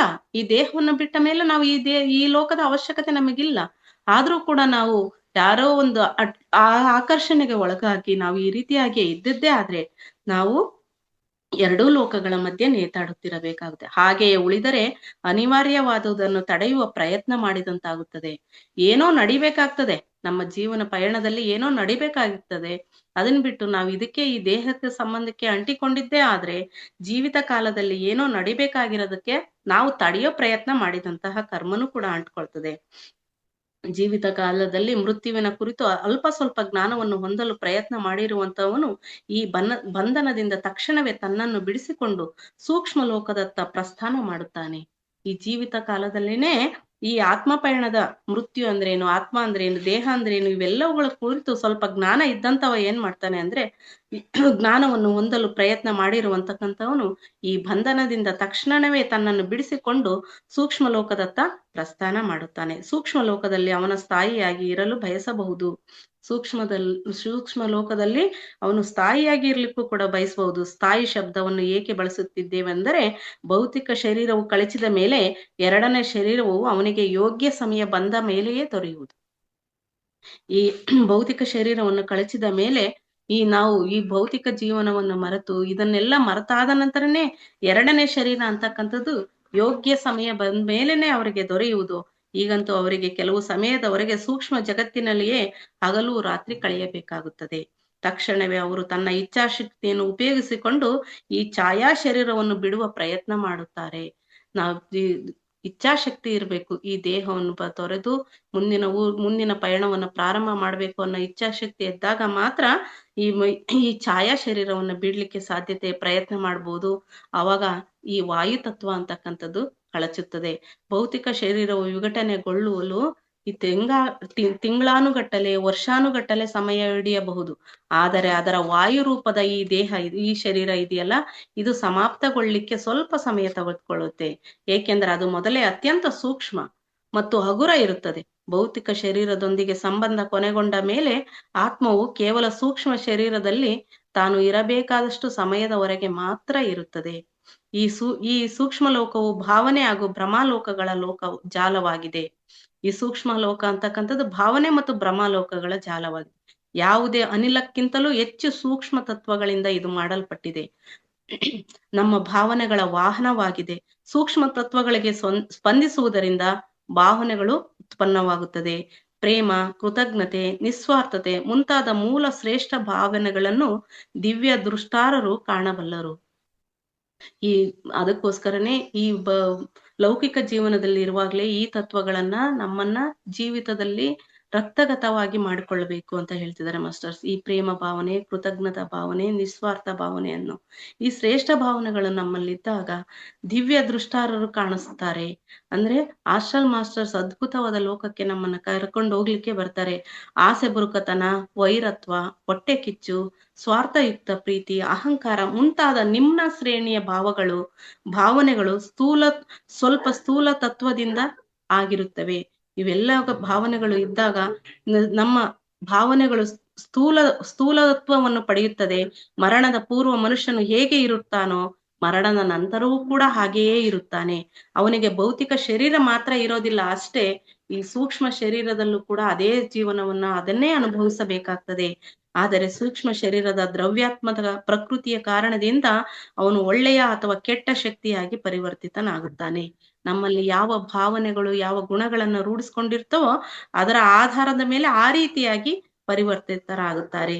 ಈ ರೀತಿಯಾಗಿ ಭೌತಿಕ ಜಗತ್ತಿನ ಅಲ್ಪ ವಿರೋಧದ ಭಾವವು ಅಲ್ಲಿ ತಿರಸ್ಕಾರದ ಭಾವನೆಯಾಗಿ ಬದಲಾಗುತ್ತದೆ. ಇಲ್ಲಿ ನಾವು ಸ್ವಲ್ಪ ಮಟ್ಟಿಗೆ ಯಾರನ್ನೇ ಒಂದು ಸ್ವಲ್ಪ ದ್ವೇಷಿಸ್ತಿದೀವಿ ಅಂದ್ರೂ ಕೂಡ ಅದು ಇಲ್ಲಿ ವಿರೋಧ ಭಾವ ವ್ಯಕ್ತಪಡಿಸ್ತಿದೀವಿ ಅಂದ್ರೆ ಭೌತಿಕ ದೇಹದಲ್ಲಿ ಆ ಸೂಕ್ಷ್ಮ ಲೋಕದಲ್ಲಿ ಬಹಳ ತಿರಸ್ಕಾರದ ಭಾವನೆಯಾಗಿ ಬದಲಾವಣೆ ಆಗುತ್ತದೆ. ಆದ್ದರಿಂದ ಎರಡೂ ಕಡೆ ಹಾನಿ ಆಗುತ್ತದೆ. ಅಲ್ಪ ಪ್ರಮಾಣದ ಪ್ರೇಮ ಭಾವವು ಇನ್ನೊಂದು ಕಡೆಯಿಂದ ಪ್ರೇಮ ಧಾರೆಯನ್ನೇ ಹರಿಸುತ್ತದೆ. ಅದರ ಬದಲಾಗಿ ನಮ್ಮಲ್ಲಿ ಪ್ರೇಮ ತತ್ವವನ್ನು ಹೆಚ್ಚಾಗಿ ಇದ್ದಾಗ ಎರಡೂ ಲೋಕಗಳಲ್ಲೂ ಕೂಡ ಅತ್ಯುತ್ತಮವಾದ ಪ್ರೇಮ ಧಾರೆಯನ್ನು ನಾವು ಅನುಭವಿಸಬಹುದು. ಇದರಿಂದ ಪ್ರೇಮ, ಸದ್ಭಾವನೆ ಹಾಗೂ ಶಾಂತಿಯ ಅದ್ಭುತ ವಾತಾವರಣ ನಮಗೆ ಸೃಷ್ಟಿಯಾಗ್ತದೆ. ನಾವು ಸೂಕ್ಷ್ಮ ಲೋಕದಲ್ಲಿ ನಮ್ಮಲ್ಲಿ ಪ್ರೇಮ ತತ್ವ ಅಂತಕ್ಕಂಥದ್ದು ಹೆಚ್ಚಾದಾಗ ಈ ಪ್ರೇಮ, ಸದ್ಭಾವನೆ ಮತ್ತೆ ಶಾಂತಿಯುತ ಅದ್ಭುತವಾದ ವಾತಾವರಣ ಇರ್ತಕ್ಕಂಥದ್ದು ವಾತಾವರಣ ನಮ್ಗೆ ಸೃಷ್ಟಿ ಆಗ್ತದೆ ಮಾಸ್ಟರ್ಸ್. ಸೂಕ್ಷ್ಮ ಲೋಕವು ಭ್ರಮಾಲೋಕವಾಗಿದೆ. ಅಲ್ಲಿ ಕೇವಲ ಆಲೋಚಿಸಿದ ಮಾತ್ರಕ್ಕೆ ಭೋಜನವು ಮುಂತಾದವು ಪ್ರಕಟಗೊಳ್ಳುತ್ತದೆ. ಸೂಕ್ಷ್ಮ ಅಂತಕ್ಕಂಥದ್ದು ತುಂಬಾ ಭ್ರಮಾಲೋಕ. ನಾವು ಏನ್ ಅನ್ಕಂತೀವೋ ಅದು ದುತ್ ಅಂತ ಹೇಳಿ ಪ್ರತ್ಯಕ್ಷ ಆಗ್ತದೆ. ಭೌತಿಕ ಜಗತ್ತಿನಲ್ಲಿ ಇರುವಂತೆ ಸಮಯ ಮತ್ತು ಪ್ರಯತ್ನದ ಅವಶ್ಯಕತೆ ಅಲ್ಲಿಲ್ಲ. ಇಲ್ಲಿ ಇದ್ದಂತೆ ಅಲ್ಲಿ ಸಮಯ ಅಥವಾ ಪ್ರಯತ್ನ ಆಗ್ಲಿ ಬೇಕು ಅಂತಕ್ಕಂಥ ಅವಶ್ಯಕತೆ ಇಲ್ಲ. ಈಗ ಬರೀ ಆಲೋಚನೆ ಮಾಡಿದ್ರೆ ಸಾಕು. ಈಗ ನಮ್ಮ ಸಮಯವನ್ನು ನಾವು ಹೇಗೆ ಇಷ್ಟವೆನಿಸಿದ ಕಾರ್ಯಗಳಲ್ಲಿ ಮಾಡುವುದರಲ್ಲಿ ತೊಡಗಿಸಬಹುದು. ಅಲ್ಲದೆ ಹೃದಯದ ಅಪೂರ್ಣ ಇಚ್ಛೆಗಳನ್ನು ಪೂರ್ಣಗೊಳಿಸಿಕೊಳ್ಳಬಹುದು. ಇಲ್ಲಿ ಸಮಯದ ಅಭಾವವಿಲ್ಲ, ದೃಷ್ಟಿ ದೋಷವೂ ಇರುವುದಿಲ್ಲ. ಶರೀರವು ದಣಿಯುವುದೇ ಇಲ್ಲವಾದ್ದರಿಂದ ಜ್ಞಾನಾರ್ಜನೆಗೆ ಎಲ್ಲೇ ಇಲ್ಲ. ದಣಿವಾಗುವಂತ ಸೂಕ್ಷ್ಮ ಶರೀರದಲ್ಲಿ ಏನೇನೂ ಇಲ್ಲ. ಮನುಷ್ಯನು ಮರಣದ ನಂತರ ಏನಾಗುತ್ತದೆ ಎಂಬುದನ್ನು ತಿಳಿದುಕೊಳ್ಳಲು ಭೌತಿಕ ಜಗತ್ತನ್ನೇ ಅಂತಿಮ ಎಂದು ತಿಳಿದುಕೊಂಡಂತ ವ್ಯಕ್ತಿಯೊಬ್ಬನ ಉದಾಹರಣೆಯನ್ನು ತೆಗೆದುಕೊಳ್ಳೋಣ. ಅಂದ್ರೆ ಮನುಷ್ಯ ಅಂತಕ್ಕಂಥದ್ದು ಮರಣ ನಂತರ ಏನಾಗುತ್ತದೆ ಅಂತಕ್ಕಂಥದ್ದನ್ನು ತಿಳಿದುಕೊಳ್ಳದೆ ಇರ್ತಕ್ಕಂಥ ವ್ಯಕ್ತಿ ಈ ಭೂಮಿನೇ ಶ್ರೇಷ್ಠ, ಇಲ್ಲಿ ಸತ್ತೋದ್ರೆ ಇನ್ನೇನ್ ಮುಗೀತು ಅಂತ ತಿಳಿದುಕೊಂಡಂತ ವ್ಯಕ್ತಿಯ ಉದಾಹರಣೆಯನ್ನ ಕೊಡ್ತಾ ಇದ್ದಾರೆ. ಅವನು ಕೆಟ್ಟ ವ್ಯಕ್ತಿ ಎಂದು ಹೇಳುವುದು ಅಭಿಪ್ರಾಯವಲ್ಲ. ನಾವು ಯಾವುದೇ ರೀತಿಯನ್ನು ಕೆಡುಕನ್ನು ಹೇಳಲು ಬಯಸುವುದಿಲ್ಲ.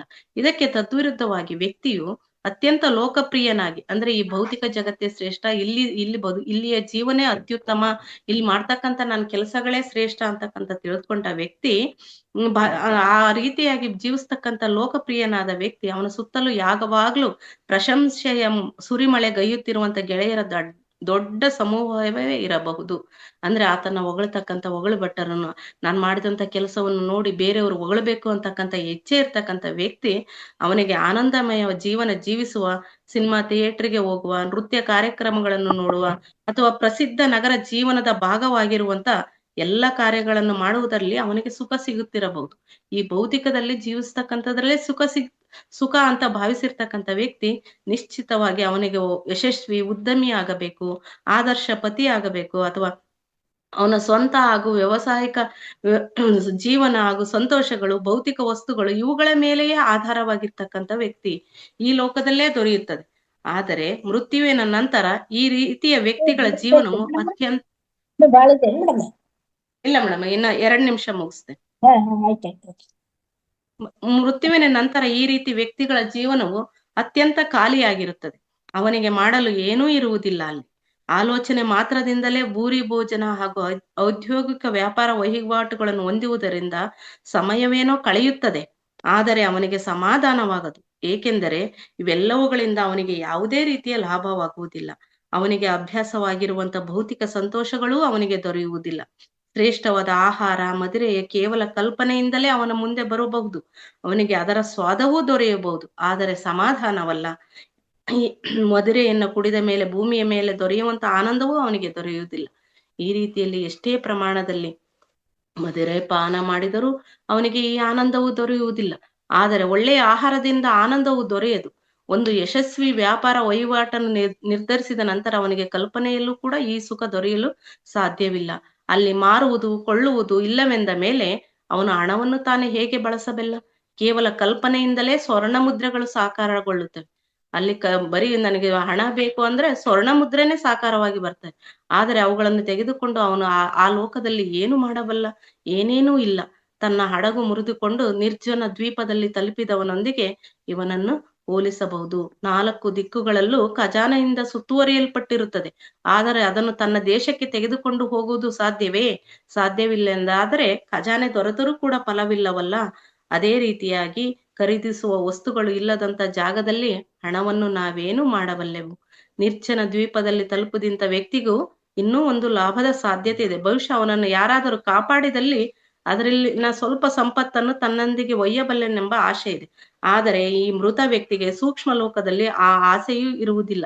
ಏಕೆಂದರೆ ಅವನು ಭೂಮಿಯ ಮೇಲೆ ಎಂದಾದರೊಮ್ಮೆ ಬಂದಲ್ಲಿ ಖಾಲಿ ಕೈಗಳಿಂದ ಮತ್ತೆ ಶಿಶುರೂಪದಲ್ಲಿಯೇ ಬರಬೇಕಾಗುತ್ತದೆ. ಅಲ್ಲಿಂದ ಸಂಪತ್ತನ್ನು ಇಲ್ಲಿ ತರಲು ಸಾಧ್ಯವಿಲ್ಲ. ಹಿಂದಿನ ಜನ್ಮಗಳ ಅನುಭವಗಳು ಅವನ ಜ್ಞಾನ ಭಂಡಾರದಲ್ಲಿ ಜಮೆಯಾಗುತ್ತಾ ಹೋಗುತ್ತದೆ. ನಿಧಾನವಾಗಿ ಬೆಳವಣಿಗೆ ಹೊಂದಿದ ಮೇಲೆ ಬಹಳಷ್ಟು ಸಮಯದ ನಂತರ ಭೂಮಿಯ ಮೇಲೆ ಮತ್ತೊಮ್ಮೆ ಜನ್ಮ ತೆಗೆದುಕೊಂಡ ನಂತರ ಆಗ ಅವನು ಅನುಭವಗಳ ಲಾಭ ಹೊಂದಬಲ್ಲನು. ತನ್ನ ಪ್ರಿಯವಾದ ಆಟಗಳಲ್ಲೂ ಕೂಡ ಇದೇ ರೀತಿಯ ಅಸಂತೋಷ ದೊರೆಯುವುದು. ಅವನು ಅವಶ್ಯವಾಗಿ ಗಾಲ್ಫ್ ಆಡುತ್ತಿರುವವನಾಗಿರಬಹುದು, ಈಗಲೂ ಬೇಕಾದರೆ ಆಡಬಹುದು. ಆದರೆ ಅವನು ಆ ಸೂಕ್ಷ್ಮ ಲೋಕದಲ್ಲೂ ಕೂಡ ಗಾಲ್ಫ್ ಆಡಬಹುದು. ಆದರೆ ಅವನು ಎಲ್ಲವುಗಳಿಂದಲೂ ಬೇಸರಗೊಳ್ಳುತ್ತಾನೆ. ಅವನ ಪ್ರತಿಯೊಂದು ಹೊಡೆತವೂ ಗುರಿ ತಲುಪುತ್ತದೆ, ಪ್ರತಿಯೊಂದು ರೌಂಡ್ ಬಯಸಿದಂತೆಯೂ ಆಗುತ್ತದೆ. ಪ್ರತಿಯೊಂದು ತನ್ನ ಇಚ್ಛೆಯಂತೆ ಆಡೋದ್ರಿಂದ ಅಲ್ಲಿ ಅದರಲ್ಲೂ ಕೂಡ ಸಮಾಧಾನ ಸಿಕ್ಕುವುದಿಲ್ಲ. ಆದ್ದರಿಂದ ಕೇವಲ ಆಲೋಚಿಸಿದರೆ ಸಾಕು, ದ್ರವ್ಯಶೀಲ ಸೂಕ್ಷ್ಮ ಪದಾರ್ಥವು ಅದೆಲ್ಲವನ್ನು ಪೂರ್ತಿ ಮಾಡುತ್ತದೆ. ಇಂಥ ಆಟಗಳಲ್ಲಿ ಏನು ಆನಂದವಿರಲು ಸಾಧ್ಯವೆಂಬುದನ್ನು ಆಲೋಚಿಸಿ. ಭೂಮಿಯ ಮೇಲೆ ಆಟವಾಡಲು ಅದೆಷ್ಟು ಆನಂದವಿತ್ತು. ಒಂದು ದಿನ ಅತ್ಯುತ್ತಮ ಆಟವೆನಿಸಿದರೆ ಇನ್ನೊಂದು ದಿನ ಬೇಸರ ತರುತ್ತದೆ, ಈ ಕಳಪೆ ಆಟವಾಗಿರುತ್ತದೆ. ಈ ರೀತಿ ಆಟದಲ್ಲಿ ಸೌಂದರ್ಯವಿರುತ್ತದೆ ಈ ಭೌತಿಕ ಲೋಕದಲ್ಲಿ. ಆದರೆ ಸೂಕ್ಷ್ಮ ಲೋಕದಲ್ಲಿ ಅದು ಇಲ್ಲವೇ ಇಲ್ಲ. ಇಲ್ಲಿ ಇದುವರೆಗೆ ಈ ಜ್ಞಾನವನ್ನು ಆಲಿಸಿದಂತ ಪ್ರತಿಯೊಂದು ಆತ್ಮದ ದೇವರುಗಳಿಗೂ ನಮಿಸುತ್ತಾ ಈ ಜ್ಞಾನ ಹಂಚಿಕೆ ಕಾರ್ಯಕ್ರಮವನ್ನು ಅಂತಿಮಗೊಳಿಸ್ತಿದ್ದೇನೆ. Masters, thank you madam. ನಾಳೆ ಮುಂದುವರಿಸಿ.